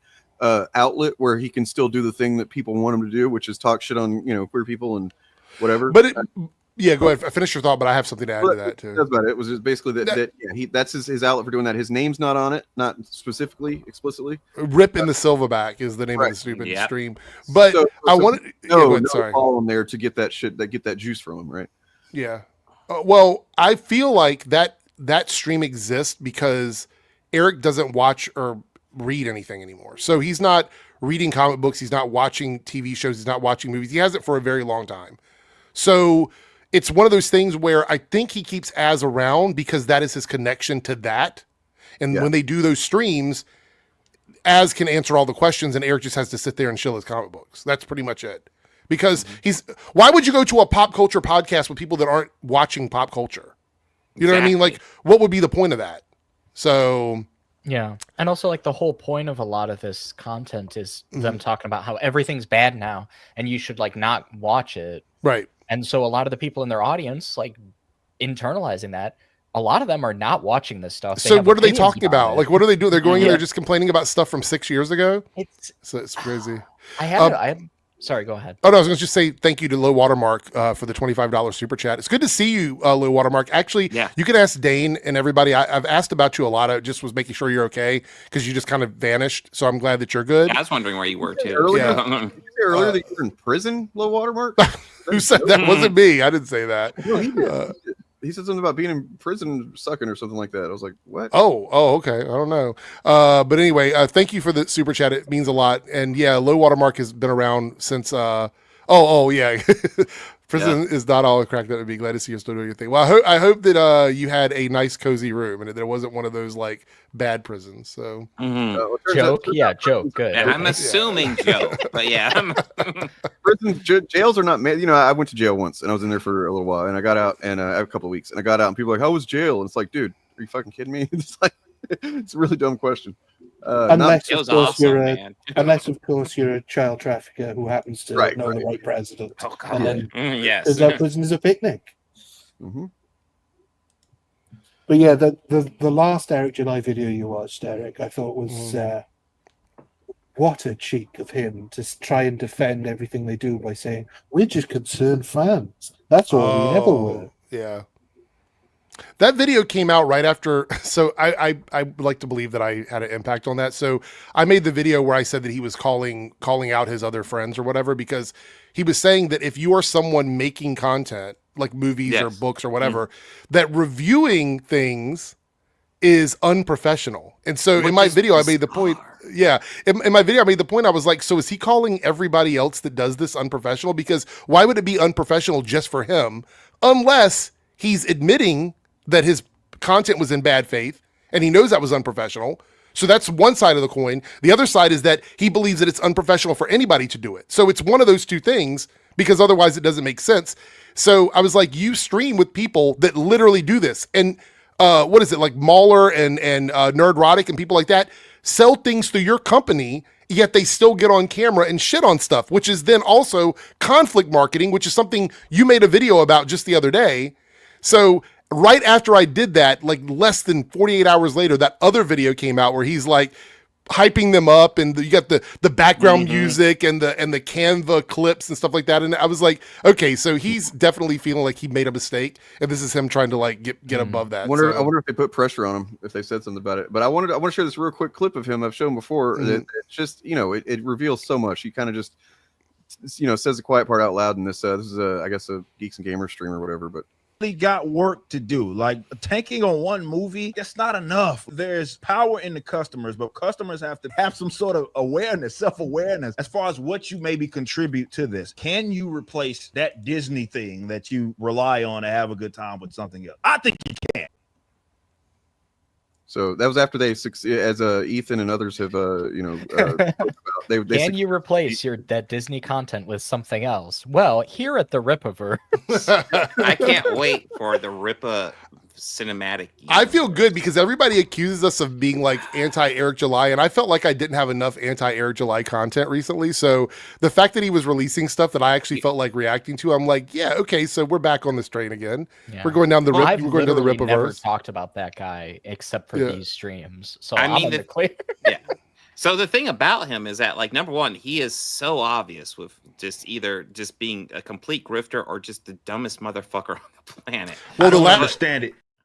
Video that I did today, that went up earlier today, I think he's the dumbest person. I think that's what it is, because he made a video and I literally debunked every single claim he made in the video, and it was super easy. Like I went through, I opened Google Docs. I've never done this before. I'm not an essay person. You guys know not essay, ESSAY. I'm not an essay person, not abbreviating for something else. But I opened up my Google Doc and I was like, I'm going to write out things because so much stuff he said was wrong, and I want to make sure I have everything, all my check boxes listed or whatever. And he's on there talking about how racism wasn't a problem before. Like he's like, well, racism, it was better before. Like, and I'm like, what? What are you talking about? That's just one of the many things he says in the video. He's like, race and culture, like he was talking about, it's not about race, it's about culture. And I'm like, race and culture intersect with each other. It's part of a relationship. It's not two independent things. Also just a white supremacist fucking talking point. That's true. Fucking smokes. Listen, Martin Luther King Jr. did a march. He did one march, and it solved racism. It's all over now. Things been good since then. I mean, look, I found a stream. I have it somewhere where like it's Az and Gary from back whenever Falcon and Winter Soldier came out, and they're literally talking like that. They're talking about how the civil rights movement happened, and then essentially everything's good after that. Like they think it was just a party, I guess. And the weird thing is, Eric knows all this. In my video where I'm talking about it, I'm like, I'm not saying this stuff because he doesn't know. He knows 100%. I'm saying this because the viewers may not understand, and they would not know. Because I get a lot of people telling me, oh, it's a one-sided argument. I'm like, no, I'm not arguing with the people that I'm talking about. I'm providing information for the people that are watching my content. That's what I'm doing. Because the people that I'm talking about already know better. They already know. Yeah. That's just not for them. Yeah, there's a report that unconfirmed, but I mean, somebody that allegedly knew Eric years ago said that he once said that the civil rights movement was a mistake. Wow. So yeah. Well, he did. Crazy. I mean, he's tried to downplay the Glenn Beck Association, but like, I feel like this has just kind of vanished into the annals of TV history. But Glenn Beck is one of the people who's kind of low-key responsible for the political state of Yes. America. Oh, 100%. He successfully walks himself back once he gets a little too extreme, though. That's the thing. Everybody forgets that he was fired from Fox News for being too extreme at one point. So, like, a big argument can be made that Eric July, of all the grifters we cover, he is one of the big ones who really rallies against Miles Morales. Mm-hmm. Now, can you guess who one of the first big people to come out against, big and popular people to come out against Miles Morales was when he was first released? First released? Probably Glenn Yeah. Beck, right? Yep, it was Glenn fucking Beck. Yo, that's crazy. What a coincidence. Daddy Glenn Beck passed it down. I bet he knows what Amazing Fantasy 15 is, though. I bet if you just like tilted the camera on Eric July's streams down a little bit, you could see Glenn Beck's arm.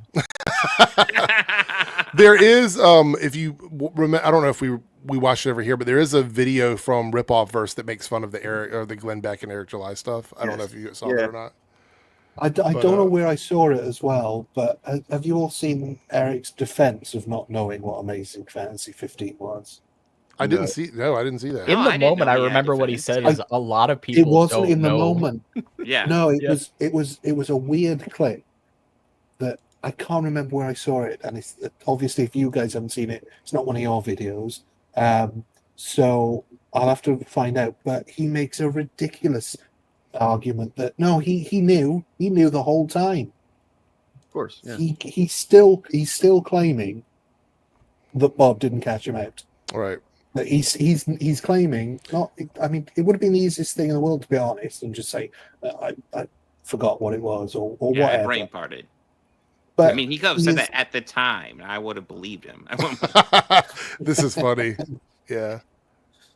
But yeah, no, there's a clip of him then defending that he definitely knew Amazing Fantasy 15 and he knew that it was Spider-Man's first appearance, and it's crazy. Absolutely crazy. A good faith conversation with somebody is admitting when you don't know something, because then you don't have to worry about getting caught up in it. So like if somebody brings something up and you don't know what it is much better to just say, I don't know what you mean, or I've never seen that, I've never read that, and let them make their point and then move on from that point. Then it is to pretend that you know something that you don't know, because then you're going to get caught up in this back and forth, and it's going to come out that you don't know what you're talking about. Like if he had just said Amazing Fantasy, I'm brain farting on that. I won't have said, oh, it's first appearance of Spider-Man. And he would have been like, oh, okay, yes, let's talk about that. Yeah. Of course, I wonder how much he would have known. I mean, you know, the first real time that I covered him in depth was when he talked about the one Spider-Man variant that's, you know, I think queer and Sun Spider. Yeah, Sun Spider. Yeah. And like he just revealed himself to me in that one, where he's like, you know, multiverse variants, you talking about them, that they don't make any sense because of Peter's origin or something. It's like, what the fuck are you talking about, man? That doesn't even make any sense. Yeah, but well, they have argument to make, especially when you don't know his origin. Yeah, they have a problem with the queer Spider-Man and the queer Spider-Man in a wheelchair. So it's two different ones. So they're not bigots, guys. Yeah, there's but they don't have a problem with the T-Rex and the car. The T-Rex and the car Spider-Man are fine, but the Spider-Man variants that are actual other people, those are the problems. Well, okay, so I get your point, but real quick, how could you have a problem with Peter parked car? That is hilarious. Peter. I mean, yeah, that was one of my points in the video. Was like, you know, they're not saying anything about the Tyrannosaurus Rex Spider-Man. They're not saying anything about the man who was made up of millions of spiders, and that's just spiders, man. He is a guy made of spiders. Nope, no problem with that. And some of them are in the same issues, because these comics had multiple stories in the same issue. So, well, and that they were talking about it as if they were giving this character its own series, and it was going to be a big deal. And it was like, it's in a couple of panels or something, along with many other variants. I think they were all less than 6 pages, weren't they? They were all less than 6 pages of the comic. There are Spider-Verse comic books that come out that are just short stories for these little Spider-Men throughout the multiverse, and that's it. And that's what Sun Spider was like, and they made a big deal out of it. And it's like, does it matter? It really shows the complete lack of whimsy that they have, and purposely so, in order to make content about it, because it would be so easy to explain. It's just a fun little variation that we've done, just like we've done throughout Marvel's history, going all the way back to Peter Porker, Spider-Ham. I mean, I don't know if you get. I used to somehow end up with loads of the Marvel Comics Presents, which was half and half comics. Yeah. And some of those stories were good. Some of them were worthless. Right. But and some of them were just downright silly. And just a bit of variety, guys. I don't know if Eric July's ever talked about Spider-Punk, to be honest. I would have to look and see. You have to, because he said any character that's not Peter Parker is just a knockoff or whatever, blah blah blah. Except for whenever he said he didn't original Peter Parker, I think. Oh, you got? I mean, he did that knockoff Wally West Flash. I don't know if you saw Zephyr, aka Blue Shift, but yeah, the Wally West knockoff, in the Rippaverse. So there's that. Hobie Brown was the original Prowler. Yeah. For anybody that hasn't seen it, here's this. What's the problem with the new legacy characters though? Because legacy characters are a comic book tradition. New legacy character. What do you mean new legacy character? Are You you talking understand- about knockoff versions? Is that what you're referring to? Okay, so you understand what a legacy character is, right? Yes, I'm asking you for clarification. Can you answer what the question I just had? Well, I'm trying to understand how you are asking what a legacy character is. A legacy character is simply I a am character. saying, what do you mean by new legacy character? If they're a legacy character, they wouldn't be new. What? No, legacy characters are characters that carry on the legacy. You understand that, right? Yes, I understand that, but if it's a legacy character, the character itself has been there and it's ingrained in comic books, as you just said. So what do you mean new? Because there are new characters created to add on to the legacy. Please don't tell me you're this dumb.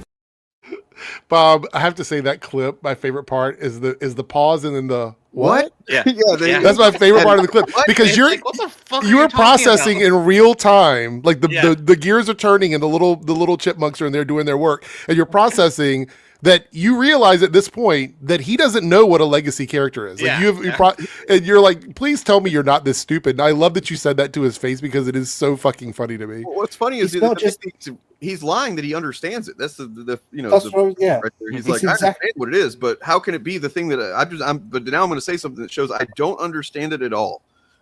Yes. Exactly the issue he had with Amazing Fantasy 15. He wouldn't admit that he didn't understand what Bob was trying to say. And so he keeps saying, yeah, I understand what you're talking about, but what are you talking about? Right. I know exactly what you mean. What do you mean? If you know what somebody means, you wouldn't be asking them to explain it. Like that doesn't make any sense. You would just continue on. Like if you said, "Hey, tomorrow is trash day," I'd be like, "Yeah, okay, it's trash day. What about trash day?" Like that's what I would say. I wouldn't try to explain what trash day is. Be like, "Well, it's actually that's the recycle bin." No, trash day. And then Bob would say, "What?" I'll say, "No, the recycle bin. It's ingrained in trash removal at the house." You know what I mean? Like it's like that thing children do sometimes when you argue with them, where they're like, not that I argue with children, but I've seen this where it's like, no, I know what you're talking, but I just want to make sure that you know what you mean. You know, when they're like trying to bait you into explaining something without admitting that they're wrong. I think we all do this at some point in our lives, where like if you've had a boss who said to do something you weren't really listening, but then to double down on it so hard because you're in a debate, and to keep doubling down, tripling down, it's just say you didn't know what he meant, and that your definitions are different. Bob used the definition, and you used one that you'd made up yourself. Right. Well, the other thing is that it's not just Eric July. The other chuds have said this incorrectly too. Like Nerdrotic has used it incorrectly. I think Critical Drinkers used it incorrectly. I know for a fact that Geeks and Gamers use it incorrectly. They don't understand what the actual like original character is and what the legacy characters are, because they're confusing the term legacy in that. And it's like you're trying to apply it to something that doesn't make any sense. Why would the original character be the legacy character? That just logically doesn't make any sense. We talked about it before, but Star Wars had used that in that context before. Star Wars used it whenever they were talking about Leia and Luke and Han as the legacy characters at some point. And I think it does make it a bit confusing, but I think in my head, the way I sort of explain it is they're talking about two different things. They're talking about the legacy of Star Wars. And and that goes back to the original. Oh, you mean it requires some literacy, like media literacy to understand the context. I've used it before. That I kind of understand if I never heard it before and you don't know what it means. The first time you hear it, it seems like you might mistake it to mean the other thing, but once you fucking look it up, which is clearly they never did though. That's the problem, Dane. They never looked it up. They just it only makes sense in media like Star Wars, or sort of. It did because those were the only 3 films that like Luke and Leia were in. Yeah. So the legacy is everything that comes after them. Whereas with comic books, I mean, Batman's still around. So like, you can't say he has left a legacy because his legacy is continuing. I would say like Rey is a legacy character, right? Because she continues on that storyline, and so that's what it would be. And so it's just so funny to me. They've been using this stuff incorrectly. I just love the fact that if you guys look around on the channels, I've seen probably 4 videos from the mid-range chuds saying that it's done, like it's over for them. In terms of their content, there's a Diabolical Souls guy, got the Goochcast or whatever. He admits that the culture war stuff isn't working for his channel anymore. Melanie Mac's walking away from it. Hypnotic is seeing the effects of it. A lot of people, he's like, Hypnotic's just back to talking about games now. He's not really talking about culture war stuff anymore. So they're walking away from this stuff. That is a sign that the foundation is eroding, like for this stuff. You know what I mean? Like it's going away. Look who was on his stream just 2 days ago. Bo DeMeo, was it Bo? Yeah. Yeah. He reached out to him because Bo has been talking all this shit, trying to get into the algorithm again. So, I mean, it also proves us right too. Like, these guys are just grifters, are just saying it for the fucking money. They don't actually care about any of this stuff. They don't have a passion behind True. it. You know? True. Because if they did, they would continue to talk about it, even if the views were down. But it's not like that, you know. Fucking glazing AI and shit. Yeah. I was just gonna say, fun fact, I'm making Star Trek videos that are getting fucking buried in the goddamn algorithm. But like, I released something on Tyrone Magnus, and my Critical Drinker one will probably do well too. Did Tyrone Magnus come after you yet? Nope. Okay, well, we'll see what's going to happen. Hopefully nothing happens, but... I did actually say in that video that I kind of hope he does. Well, two things. First of all, going back to your video about Eric July, I love that that's becoming like internet lore.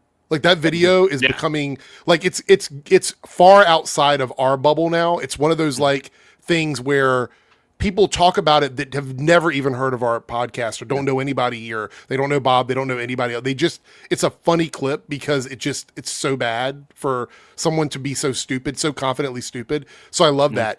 But also, I think your Tyrone Magnus video will also be as iconic at some point, because I didn't realize, because I've only watched clips of his videos, I didn't realize that the vast majority of the video is that. Like, it's just him sitting there. Yeah. That's right. Yeah, I didn't realize that's like the whole video. Like, the clips that I saw for like a minute or something, I'm like, this can't be the whole thing. No, that's the whole video usually when he reacts to something. It's crazy. And I purposely picked on one that wasn't like him covering a video, but then all he did was fucking read the article and go, and that's it. It's like, oh my fucking God, he's so stupid. How does he still have people clicking on his videos? That's the question. I think part of it is that everything, the first time I ever heard of him, and several times since then that I've seen him pop up, it's because he covers a lot of stuff, like almost anything that Critical Drinker puts out. He'll just watch that video and, you know, and so he's definitely skating on that quite a bit. Also, I started working on it today, but it's already done. I'm making I'm bored t-shirts, so get ready for those to drop soon. So hell yeah. Everybody was asking for them, so we've got some fun ones coming out it'll be up in my merch shop. But I have a lot of random stuff in there, but everybody's like, I would totally buy an I'm bored t-shirt. I was like, okay, so I'm gonna make some of those. So. I got a shirt from the Ripoff Verse a while back. I got one with the Gary puppet saying repeat. You are developing quite a cache of catchphrases on Debunk's channel. Well, the funny thing about that one was that was never going to be like, I guess catchphrases just have to happen naturally. You can't make your own; they just have to work. Yeah. So like when I would watch the Chud videos, I would literally be sitting here going, "What am I going to talk about today?" All right, I'm bored, so I'm just going to watch this video or whatever. And that was genuinely where it came from. And then it's like, now everyone likes when I do those funny intros with the I'm bored thing, so I try to make it funny or whatever. But it really has become like the catchphrase. And now I made a video today on my Reloaded channel, and I didn't realize it. But at the beginning of the video, I'm like, I'm bored. And I like uploaded it today. I'm like, oh shit, that was for the other channel, and I did the same thing at the beginning. So now it's like stuck in my head. So I'm bored. Let's watch a trailer. yeah. So. What is that? The new Eric July? Who's the new Eric July? Oh, is it Tyrone Magnus? I don't think so. To me, they're nothing alike. They're both chuds, but they're nothing alike. Eric July actually says stuff. It's stupid, but he actually says stuff. Tyrone Magnus is just like, he's just there kind of thing. Yeah, Did you see the video? The one parrot. video I remember of him was he refused to take his, I guess, fiance at the time, or maybe wife or whatever, girlfriend. I don't really know how deep the relationship was at that point, but refused to take her to Disney World, even though she'd wanted to go there all her life, and they finally were going to do it. And he's like, but I can't take you because it's woke. It's like, what? Fucking, I mean, even Ethan Van Sciver took his That's kids to so Disney, funny. That's so fun. Can you imagine you've saved for years to go to Disney World and you're like, can't take you, it's too woke. Holy like, shit.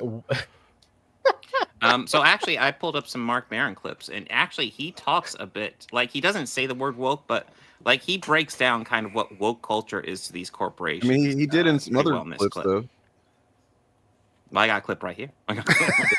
Show it. But I think that the way that business, see what you're saying to me feels like that, you know, fascism is good for business. Yeah. Because if you, like Netflix will just, you know, co-opt anybody that can tick that algorithm. And I think you kind of, I used to do a joke about it. That, you know, Netflix can become Reichflix, you know, very quickly. And I think the pivotal moment was when they had pushback from the trans community about Chappelle. They realized after several days that that community was not going to affect their bottom line at all. Yeah. And they cut them loose. And, you know, that is how fascism works in business. Right. Well, right. When their argument and response would be, well, we believe in being a home for everybody. So there's Chappelle, there's Ricky Gervais, there's all these kinds of comics that do the same fucking joke. And we have a bunch of gay movies and films and queer stuff. And like, we're a home for everybody. And that's our answer. Sure. But ultimately, and they also made that release that terrible fucking movie last year though, or earlier, whatever it was. I forget the name. Amelia Perez.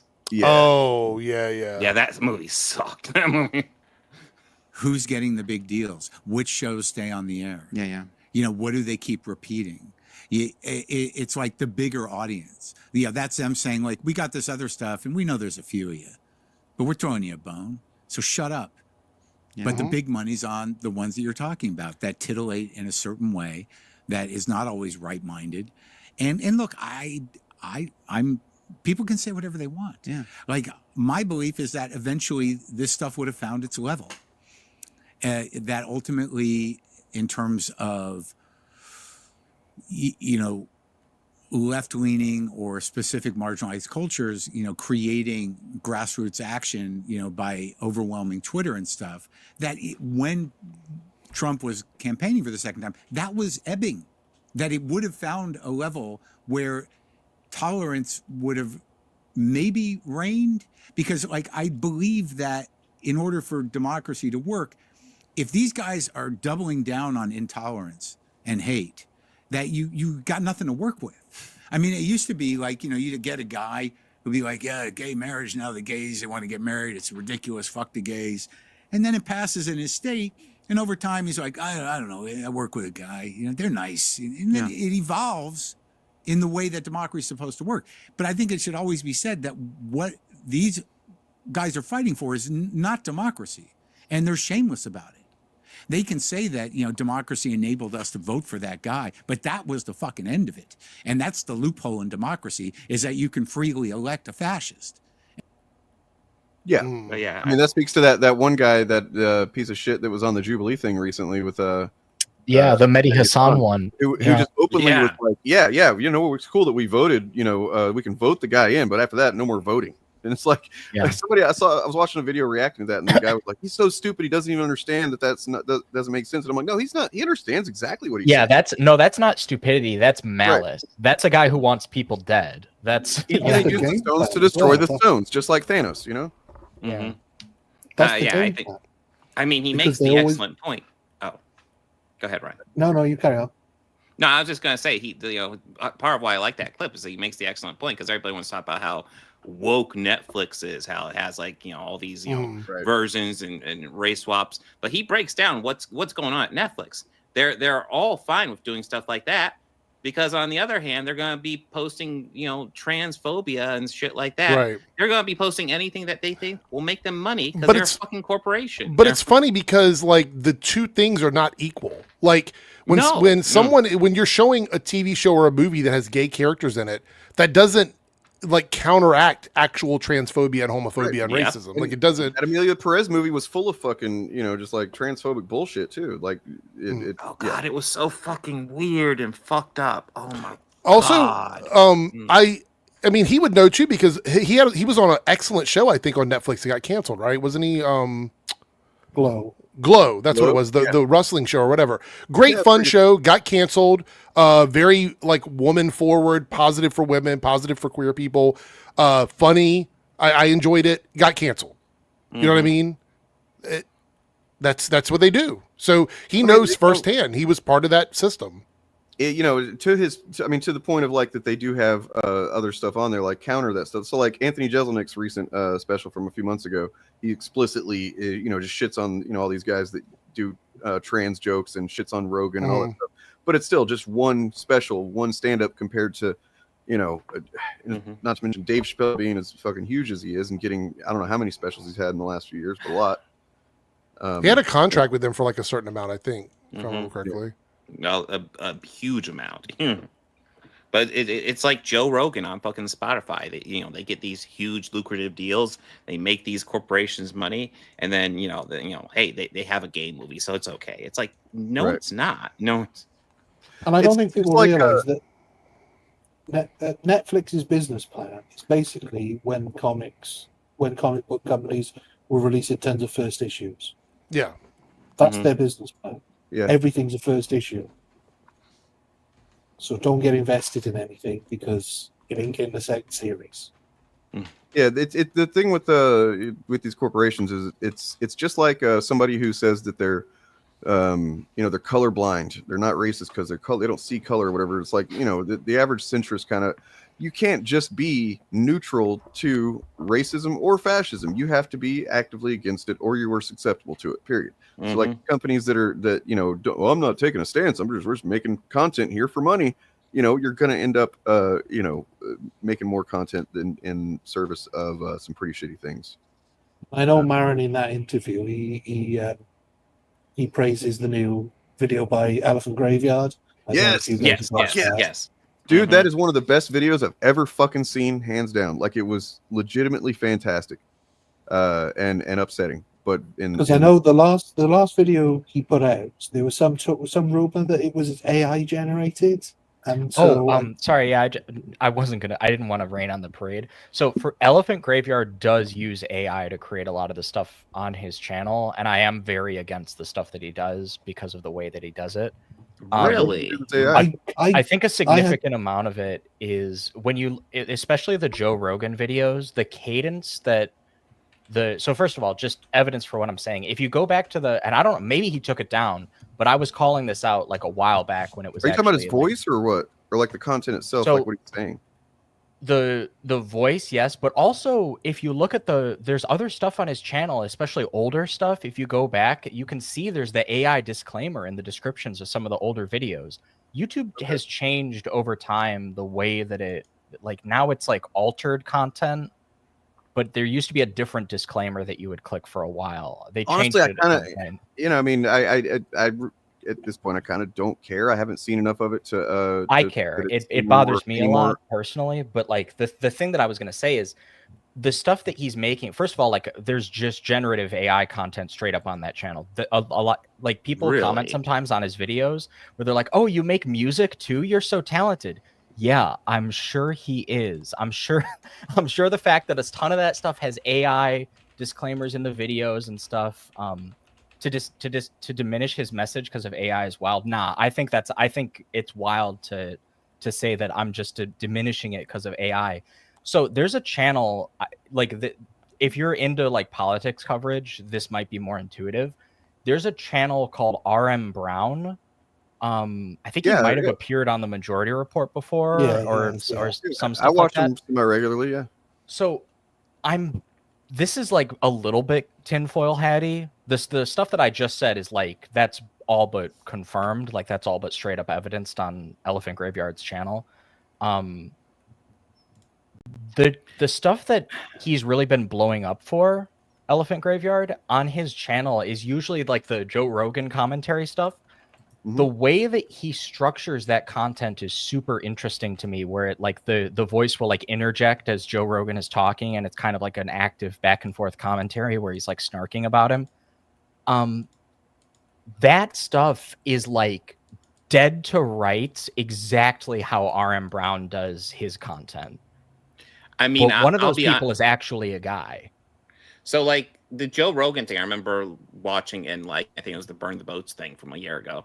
But like, I'll be honest, looking at a lot of these thumbnails, there is a AI vibe going on here. And I also want to stress, I don't think AI is inherently bad. I think it depends on how you use it. If you just use like AI tools to help you out here and there, I think that is absolutely fine. It technically it kind of is just bad because of the resource drain that it causes, and that's on its own. Well, I mean, I'm getting into a bit more of the nuance, but I think like just using some AI tools is fine. I think just making AI content is bullshit. Well, I'm looking here. I did a little digging while we were talking about it, and there's an article that came out in April on Medium, and the article itself about Elephant Graveyard doesn't call out Elephant Graveyard for the AI, but then the article itself is AI, and somebody in the comments is like, the irony of like defending an AI channel with an AI article. I guess Medium has a problem with that now. Yeah, it's become very endemic. I do want to say one thing. So I've talked to people and been supportive of people who, like, for their channels, they've used AI in the past, where like they, for example, if English isn't their first language, they're using it to like do the voice so that people can understand what they're saying. As a transgender person, right, I have gender dysphoria from my voice. I understand not wanting to use your like just regular recorded voice or not having the equipment. I understand that there's reasons why people will get into this, but I always tell people it's good to move away from that. With time, you should drop that stuff. And what this guy is doing instead is he's using this stuff to blow up. And some of it is just very directly, like a ton of that stuff is just like, if you dig into the past of his channel, it's just Gen AI stuff. I don't think that it's super ethical.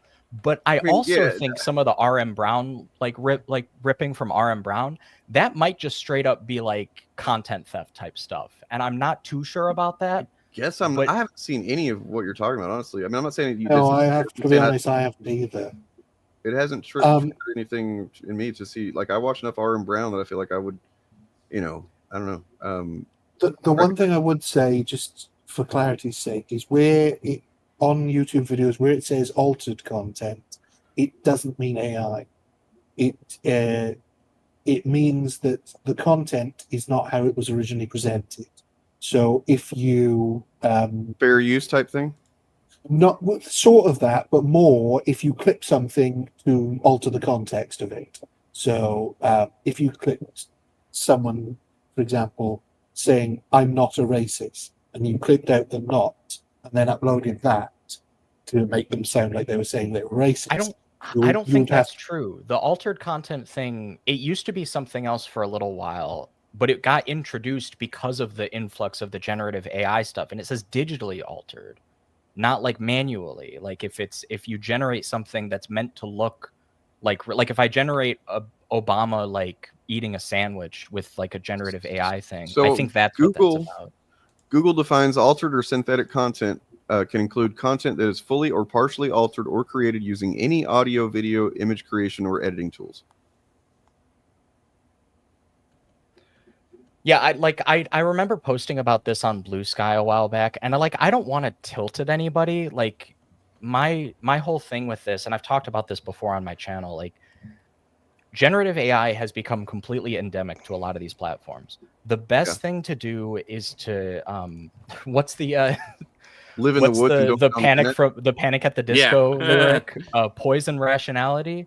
Like it's much better to face this kind of thing with a sense of poison rationality. Okay, like I don't want anybody to feel like attacked. Like I've talked to content creators who either they used to use AI or whatever. I always say like it's always better. Like, just do it Well, yourself. The thing is, I don't even want to talk about this honestly, because like my thing is that I'm so fucking happy to see a channel that's getting this much play, that's making such criticism. I mean, that's why I can't believe that the writing is AI, because there's too much layers of irony and you know, characterization and shit happening with the Elephant Graveyard videos. It's just can't be AI in my opinion. I think if generative AI programs become better, it's going to be because they're training on people who know how to write like that. Maybe, but I mean, I'm just saying that the fact that there's somebody that's able to go back against the whole Rogan sphere thing to the degree that this guy is, and getting attention on it and stuff, it's I don't know. I'll look into it, because I'm not like pro AI. I'm definitely anti AI content generally. Yeah, it seems like a lot of people are questioning whether or not it is AI. So at the very least, I'm not accusing the channel of being AI, but it seems like a lot of people believe that some of the script writing is AI and the voice is AI. So the voice probably is AI. No, I'm not even sure about the voice, because I don't know. I don't think the script is, because I think, like Dane said, I think the way it's written, if AI can write that well, then that's it, because it's game over. There's a few sites that you can go to where AI has no restrictions on it, and you can get it to say stuff like that. There's a website called janitor.ai. A friend of mine showed it to me, and it allows you to make avatars to chat with, and there's no ethical restrictions on it. And you can tell it to do something for you, and there's no holds barred. And when I say no holds barred, what I saw was pretty bad. So this is toward the end of this recent video, or his most recent video, that's very good, and it's also a very good part of the video. I just want to watch for a minute, see if I got anything. You don't have the audio. Can't hear it. No, I mean, like, the audio is not shared. It's not playing at all? No. Yeah, no audio. Also, YouTube changed something in there, and this is something I noticed with my last video as well. There's a stable audio thing in the settings now that will fuck with shared audio. Weird. Like, I had to turn it off for it to work on my end. So Tony also tells his flock that they are under attack by powerful forces. Free speech is under attack, people. I host a show, and each week I get updates what words we're allowed to use and not use anymore. It's happening right now the past few years. It's a real thing. He explains here that the reason he chose a political That's side an AI voice, yeah. The other side was supposedly censoring him. Tony twists his personal choice of opting for YouTube ad revenue over free expression as an attack from the enemy mob. I've never considered myself a very political guy. We found out from YouTube that there's new words that they want us to censor. New words that you have to bleep out, but you don't make money anymore. So I've become like a free speech angry guy. He became a free speech guy by becoming a censorship guy, censoring himself to get that paycheck as if the Netflix deal wasn't enough. That's what Kill Tony is. There's no business element behind it. There's no networks.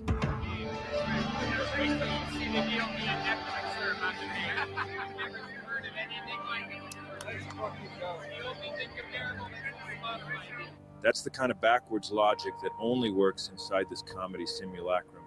Just an incredible example of the ability these cultists have to bend reality. The show is sold as a chance to transcend the rungs of human existence to that higher level, to a high-tier real comedian. That you are indeed the newest golden ticket winner here.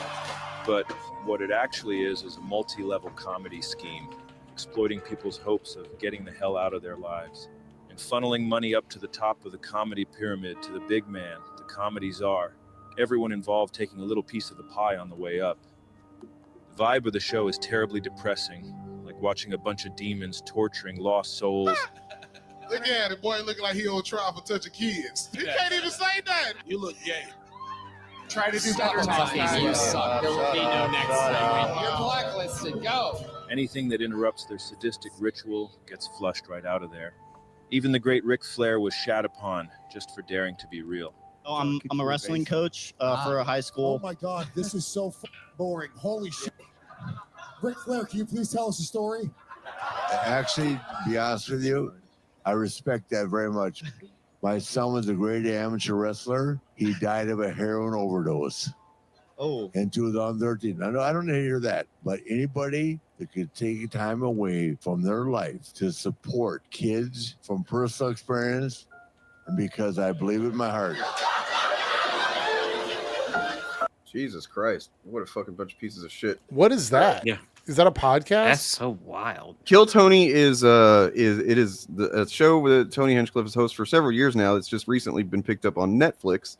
That essentially they bring up people who want to be comedians or just amateurs, and it's kind of like a talent show kind of thing, except they will mock the shit out of people, roast them, nobodies. It's punching down. It's a bunch of punching down. I mean, you're clearly, based on this, like, you can tell that they're just a bunch of fucking assholes. Oh, and it's a Texas. The state of Texas is on the merch there. Yeah, they're. He's one of the guys that moved to Texas because he couldn't make it in LA. So he went with Rogan. I've seen these before. I followed a couple comedians who would do stuff like this, where it's structured in the style of one of those, like, I don't know what you'd call it, but like a competitive roast, where you bring two people up on stage and they go back and forth. Yeah, those are good. That's not what this is, because that's two amateurs going at each other. This is just an amateur and then a table of typically professionals and then like guest stars, like Ric Flair or some other celebrity. You know what I mean? But I mean, so basically, laughing about Ric Flair talking about this—that's fucked up. Like, an amateur comedian who wants to become a comedian comes up and does their best 1 minute of comedy, and then these guys just take the piss out of them for not being very good. There's like guys that have gone up there that have like some kind of they're born with some kind of deformity in their arm or something, and they'll call them all kinds of names for that shit. Just it's pretty fucked up. And basically, if Tony Hinchcliffe does like the material, he'll steal it as well. So there's also that. Classy. Well, somebody said a minute ago, and I agree. There's a lot of subtle shifts in tone that with this voice that I feel like he does, like sighs and like kind of kind of stuff here and there. It's like, I mean, I'm sure you can do that with AI, but I don't know. It's very, very well done if it is an AI voice. Well, this is the thing: is like, if AI gets better, a bunch of people are just going to decide that they're okay with it. Is one of the pro AI people have said that for a long time, and that's like kind of my black pill. Is like, I think what I'm seeing with this channel with some of the videos that it's produced is kind of like that. Like, AI is at 3735. Okay. Dystopian imperial hell world. Freedom and democracy are actually not compatible. No, it's a different. I think it's a different video. The title of that video is different. Oh, dystopian hell world. My bad. Okay, I should have recognized that, but I didn't because I'm stupid. Because I'm not AI. But the voice in this one, I think, is AI. It's the same voice thing that he uses for the other. Hopefully, you videos. can tell by now that right there is a guy who has fully migrated into a simulacrum. There really is something in the eyes, eh? Sui eyes. That's definitely a real thing. It's hard to believe, but all this crazy shit is how the top of the comedy world works now. I was tempted to end the investigation there, but I just kept staring up at that photo of David. That sounded a little bit. When you ask why, That sounded AI. what Yeah. happens if you keep asking? You either end up in theoretical physics or an insane asylum. And so I just didn't stop. Okay, so I do think the voice is AI now, because that is definitely an AI thing. Also, like the thing I was saying about his older content. Put the investigation there. Look, I'll let it go. But like, because it's not really the subject of what we're talking about, and I don't want to derail. No. But like, if you check this guy's older videos, he's got like older streams and stuff where he's getting an AI to like do the voices of like celebrities and stuff. Like he definitely uses AI, like fully confirmed. So I don't know. Yeah. And I will. I'm not willing to one thing I throw him think out is- with the bathwater kind of thing, based on that, because it's otherwise is some pretty solid work. I will say, like, it is overall a good message that he's putting out there. Also, I think it does kind of cast a shadow on some of the research elements of the video. There was when Alejandro Caraballo got exposed for like using AI to write like some of her like threads on stuff, people realized that like a lot of the research she was doing had some pretty important flaws, and that was really damning for that to happen. And I really think that it can be bad. So yeah, it can have bad consequences for the content. Aaron Brown uses it for LeBron James. I've seen that. Shout out to Space and Goats for the $1 super chat. Hell It's on yeah, my Space channel. and Goats. Thank you so much, Space and Goats. Goated Anders Enjoyer. Thank you for checking out my video about that. Clarify this: is text to speech? That's not inherently AI, right? I mean, because none of this is actually AI, as we know. It's fucking. That's not an accurate term for any of it. But it's all generative bullshit. I mean, it's all computer programs. Because I've done text yeah. stuff that like where I say something and it does a voice saying that. Is that we text to speech is bad? I don't think so. I mean, unless it's definitively like AI generating you saying stuff you're not saying. Yeah. I think that would be different. But yeah, we had an issue here. There's a organization, queer organization that does like, I don't know, they're like a umbrella company, nonprofit, I should say, that like has different social groups and things for people. And they were using AI to make logos and things like that, and it was really obvious. And so, like, my partner does design for a living. Like, that's what he does. He's a graphic designer, and he does it for several different people. He would look at this stuff and immediately be like, yeah, that's 100% AI. Like people that do graphic design know it immediately when they're looking at it. And anyway, and so they got kind of, not because of him, but because other people also noticed it. And they got in trouble for that because it was like 100% generative AI. It wasn't supplemental AI. It was like they literally went in and typed in make a logo for this thing and it popped up or whatever. So I think for now we can still sort of tell when something is not right. But I would say in the next year, it's probably going to be without other tools like AI detecting tools to detect AI. It's going to be hard to do. We're going to have to use AI to detect AI. That's what's going to happen. Jesus. Mm-hmm. I also think that there's a few too many people who are willing to jump on something definitely being AI just because it's not very good. Yeah. Or because it is in a certain style. That happened to Scutch. Do you guys know Scutch Draws? He does a lot of thumbnails for YouTubers like Lindsay Ellis and FD Signifier, Jack Saint, H Bomber Guy. You know how they have those thumbnails sometimes that look like oil paintings? He does. I commissioned something from him once, and he's gotten accused a bunch of doing AI, even though I know for a fact he doesn't. Yeah. Well, and one of the reasons, Cherry, that I was also, I don't disagree with you on the ethics of AI or anything like that. I hope you know that. But like, I was hesitant with this guy in particular because it's just like calling out these chuds that we do. Like, there's been some crazy attempts to fucking silence us, people making up crazy shit. And saying, you know what I mean? So like, that's one of the, once I recognize this guy as somebody who's making effective content about the Rogan sphere, I'm like, okay, so I probably need to look out for anybody that's going to be making some claims about this dude. No, for sure. And the skepticism is warranted because like Eric was just saying, like, you just get like people saying stuff and this is the thing is why it's like damaging for like artists and writers and creatives and stuff is like, then, I've got accused actually of using AI on something once. I can't remember what it was. It was like something that I wrote and somebody said that it sounded AI. And I was like really hurt. You're like, no, I'm autistic. God damn it. Yeah, no, for real. Like I have a flat affect and I have a certain tone when I write. Yeah, it's tough. Like YouTube is automatically applying AI to videos now without consent. I saw that. That made me so upset. Oh my god! I posted that in the server to talk about actually. So what a good transition, maybe. I didn't know it was in the server. I've been out all day. My brother's in the hospital right now, so I've just been out all day dealing with that. I didn't want to mention it on stream, but I hope he's all right. I mean, he's just waiting for some tests. He'll probably get discharged tomorrow. But there was they thought they were going to have to do emergency surgery, but what they're doing is working. So no, as of now, no surgery. So he's just bored. He's ready to get out of there. So, but yeah, I haven't seen any of this. But yeah, I saw this article, and this is crazy because, look, AI is going to happen. Like we can push back against it, but to some degree, it's corporations are going to use it for something. And I hate that for us. But YouTube doing something without us being able to opt out of it is very unethical. Yeah. YouTube I hate how much AI is like built into YouTube now. It's so bad. The inspirations stuff, the ask feature now on comment sections where the AI summary. This is the thing that made me so mad. I watched that weekly thing where they update you on stuff that's going on, and they talked about like they're improving the AI summary of videos. I'm like, I don't want AI summaries on my videos. Right. Can I turn those off because it defeats the purpose of me making content? If you're going to tell people in an AI summary what I'm saying, why are they going to watch my video? It devalues the creator's video when you create an AI summary that pops up in my description box. There's no way for us to turn that off. I don't want that on my videos. I mean, one of the fun things I did, the videos didn't get much attention, but one of the fun things I did was I literally just went down the rabbit hole and I had YouTube tell me the exact video I was supposed to make using AI, and it was a fucking joke of a video. You know what? I think out of for a joke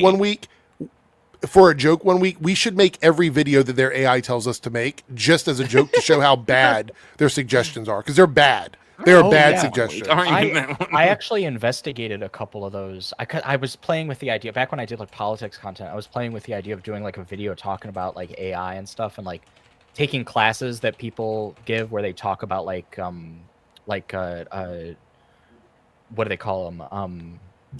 Like computer learning like models and stuff like that. And there's a specific word for that. But yeah, no, I just because I find it really fascinating, really interesting. But yeah, so I looked into like some of the stuff that they try to get YouTubers to use that gets like advertised. vidIQ is one of them. For writers, there's Grammarly, and then a couple other things like that are like services that have incorporated like generative AI now. Really, it's gotten really, really bleak. But it being built into YouTube is crazy. Because I think YouTube, if they could get away with it, they would just have a button that YouTubers click that generates a video. Yeah. So the thing is they are desperate to make us think that we need this shit, and when in fact, clearly we don't. Clearly, if by far and away when it comes to content creation, it is not good. It is actually bad, and not just like ethics wise, but taste wise. Just it's often very shitty. But like we're in a bubble. It's a bubble, and I don't know how long it's gonna last, when it's gonna burst. But yeah, nobody's making any money off the shit. There are no companies making a profit off of AI. So if you ever see a company bragging about how much they're bringing in because of AI, be sure to distinguish that may be what they brought in, but what have they paid out on the shit? Yep. Because they're not making any profit. I do. So Harrison James says here, I do think that the language dubbing foreign creators is a decent use of AI. So there are some things about AI that I do like, but the problem is, what are we giving up in exchange for that? Because I think that AI dubbing voices for people that are visually impaired is incredible. I think it's incredible. There's a lot of people I know who have vision problems that want to engage in foreign content. They can't because they don't understand the language, and dubbing is really the only way they can do that. So I think that's great. But what kind of ethical guidelines do we have on other stuff that could be doing the same thing or something even worse? And that's where I have an issue with it. So I don't have the answer, but I think it's important to like bring it up and talk about it, because what's happening here is in YouTube Shorts specifically in this article, they are applying a beautification filter to everyone's shorts without them knowing, because they think it enhances and makes the shorts better. My problem with that is, if you want to add a filter like that, let us choose if we want it. Because right now you're forcing AI. Yeah, you're forcing so much AI on us, forcing it on us, but then also saying we need to be ethical about AI and report it in our descriptions of videos. Why do we have to tell you that we're using AI when you're forcing it on us anyway? It doesn't make any sense. It's a conflict of company ethics. I want to point out something real quick. I'm sorry, man, but like this person has continuously repeated this, and you seem to be doing it from trying to like normalize that as a fact, despite it not being a fact, almost certainly. And it's not a trans person. That has not been confirmed, or even, as far as I know, remotely true. That what is this about? I think they keep repeating this shit, that it was a trans person. The conservatives are claiming, they're so happy, they're claiming it's a trans person that did. Of course they're trying to claim that. They always do, because they want to fucking, once again, shit on trans people and put a target on them, literally, and avoid accountability for their own fucking ideology, which is what causes most of these mass shootings. So anyway, don't do that shit. Yeah, that's a whole, like, I'm sure as usual with that stuff, we'll learn more about it as well. Everything I've seen except for the fringe stuff has been like, this person is clearly a conservative. Like, that's basically what I've seen. What? The what now? that somebody just fucking popped in saying it was a trans person. So that tells me right there that like, and somebody we've never seen before. So no, but I mean, like I saw the articles today, and almost all of the people that actually have the proper information are just providing that. The fringe bullshit stuff, like the fucking alt-right accounts, or like even drama alerts, like, oh, it was a trans person, it was a guy with long hair, and so they identified as a woman. Like, that's what I'm seeing. So it's just a bunch of dumb shit. The fact that people are popping up in our fucking chat to say that, they're really fucking trying. Yeah, really 100%, 100%. Yeah, that's. We weren't tough. talking about it at all. Why come in here and talk about it? It's not a topic we were discussing. So, well, I think it goes back to the whole thing of like people that come into my comment section and say hateful stuff about like trans and queer people when it comes to things like this, but then ignore the mountains and mountains of times when it's not trans and queer people, or they'll say it's always somebody who's queer that's doing something. I'm like, well, give me examples. They don't have examples. They have no. It's a claim with no actual evidence behind it. So when they find one that they think might be, it's like they get super excited about it, and then it's usually not even that. It's just them saying it. So it's weird that they would even want to do that, because keep in mind, whenever this stuff happens before, and progressive people, liberals, leftists, common sense people go, we should be talking about ways to mitigate this. It's too soon. Respect the people that were hurt. Respect the families. Respect the lives that were lost. But as soon as you think that you can pawn it off and scapegoat trans and queer people, you're like, oh, but it's a trans person. It's a queer person. It's all bullshit. It's concern trolling bullshit. Like, it's so stupid. I just wish they would self-reflect on their desperation for it to be a particular type of person. Because they are so desperate. I mean, that's part of the reason for all this stuff with ICE wearing the masks and doing all this stuff that they're doing and sending in the National Guard. They're trying to create a hotbox. They're trying to create a tense situation because they want a liberal to fight back. And so far, the best they've got is a guy throwing a sandwich. And they tried to go hard on that guy.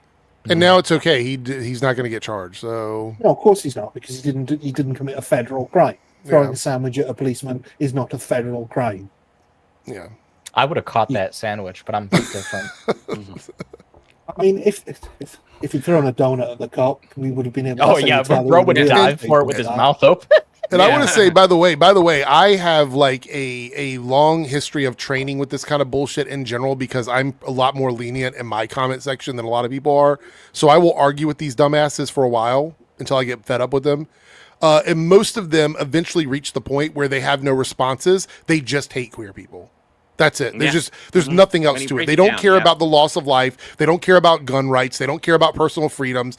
That's not what it's about. It's literally just they hate queer people, and that's the logical conclusion. Same thing with the Snoop shit the other day. When somebody said Snoop wasn't being homophobic, he's afraid to go to the movies. And I'm like, afraid to go to the movies because of what reason? Why? Yeah. It's like it's the same game with them every fucking time. I mean, that's part of why the people are gravitate towards these channels, because it not only it gives an outlet to them, but also gives them arguments to throw out at people that are bullshit. That, like, the second you spend any time with any of these arguments, they fall away so fucking quickly. But yeah, that's part of the issue. Like, they have these inherent bigotries, and they're just looking for any excuse to spout them off. Anyway. Yeah, it's just bleak. It's just bleak as hell. How about we address the actual issue when it comes to guns, instead of trying to pick and choose who we're going to demonize for it, right? Like, the issue is our country has a gun problem. And I'm somebody that doesn't believe in, like, let's take away all the guns. I'm not saying that. I'm very, like, pro defend yourself. 2A, I get it. But at the same time, there's definitely an issue with gun violence in this country, and we are not actually addressing that. And it doesn't have anything to do with it being a trans person or not a trans person. Mm-hmm. So this just brings it up because I saw something on this recently.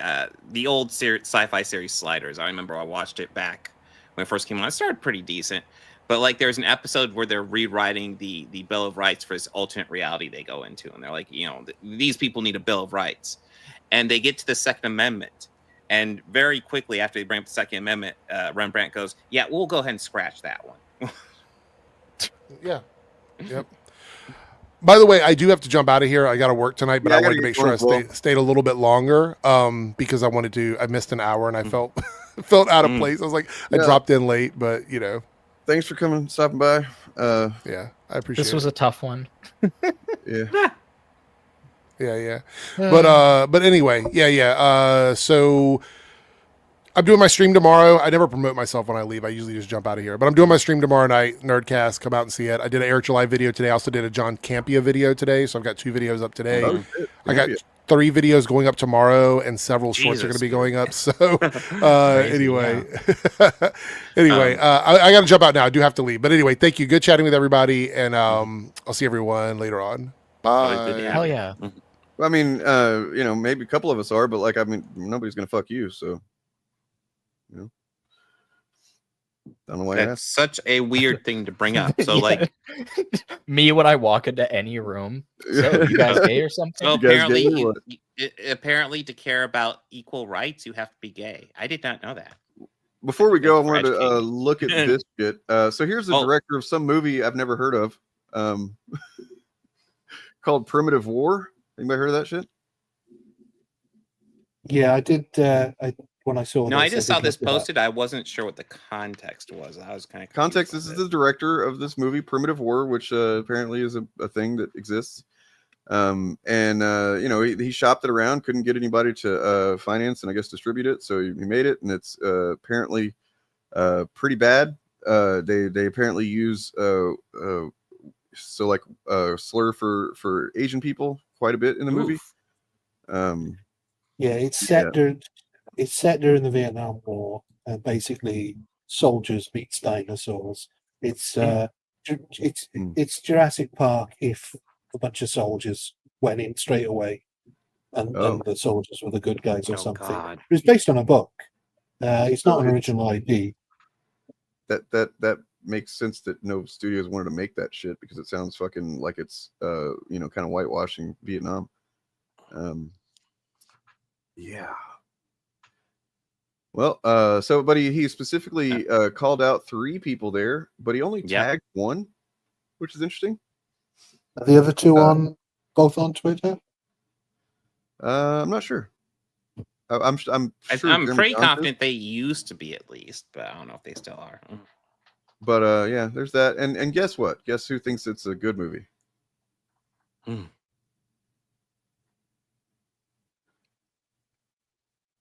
And yeah, specifically the guy does say in this that it doesn't have an agenda, right? So yeah, imagine making a film about the Vietnam War and not having an agenda. I mean, right. True. That seems irresponsible to have an agenda if you're going to. Almost every film made from the start of the Vietnam War until 20 years after it was about the Vietnam War and how bad it was. So they all had about agenda. Dinosaurs, Ryan. That's what you're not getting. It's just not about that. It's about dinosaurs. So, I don't know. Well, I don't know. I mean, isn't not like if you're particular enough about it on what you're excluding versus including, maybe not having an agenda is having an agenda.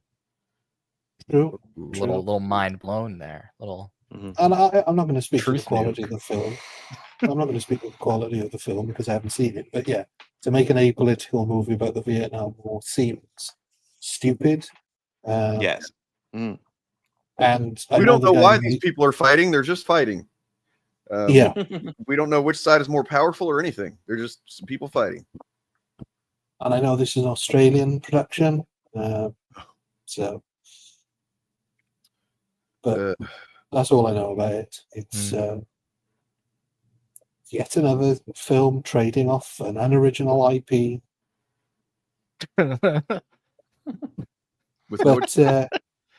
Oh man, 5 likes. The director's got 5 likes on this. Good job, bud. That's tough. Yeah, I mean, Twitter's so dead. Did you guys see that report where it's like 75% botted content?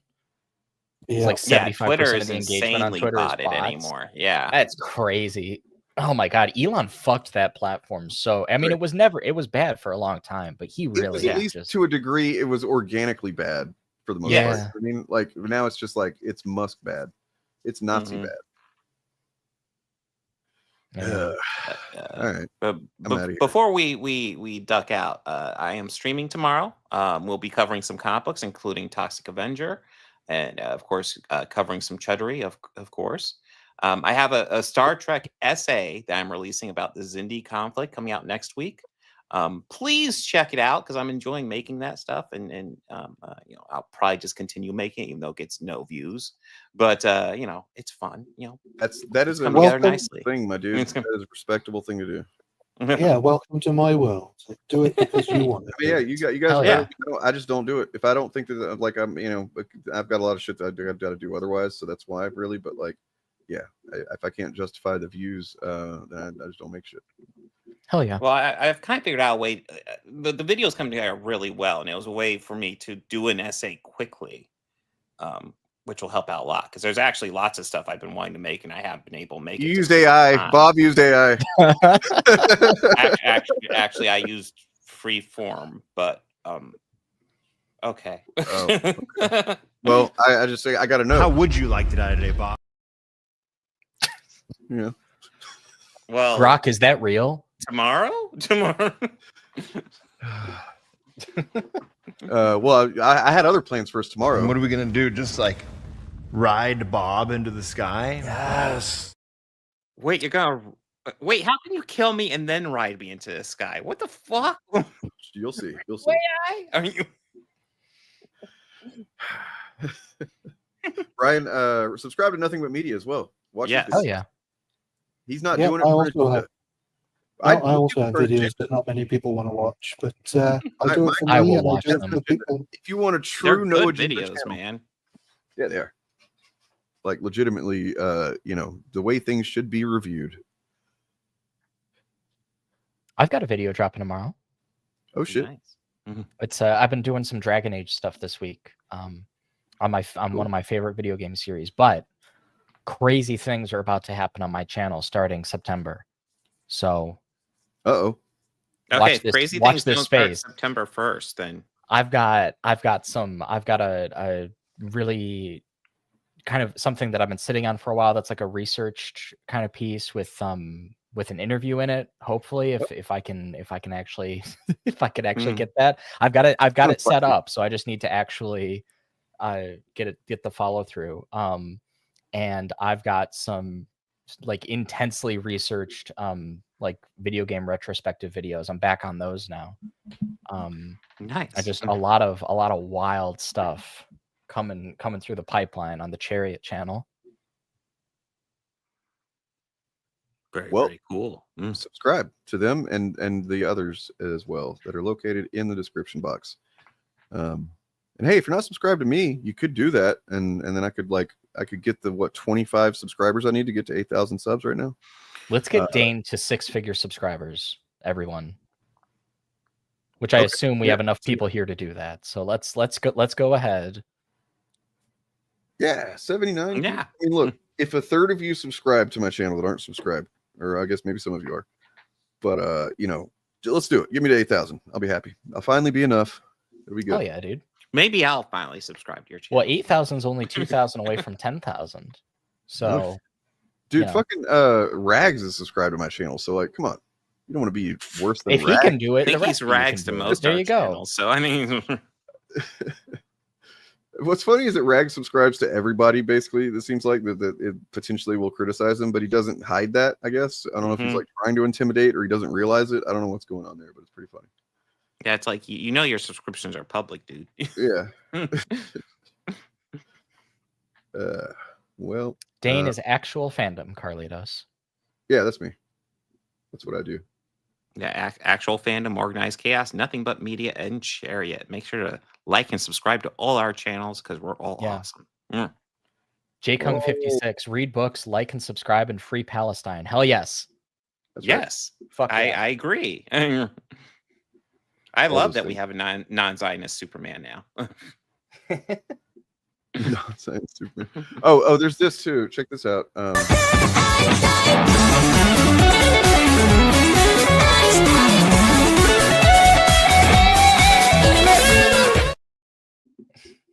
Yep.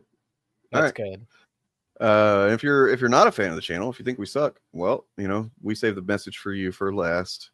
Enjoy the negative grift, guys. I'm out.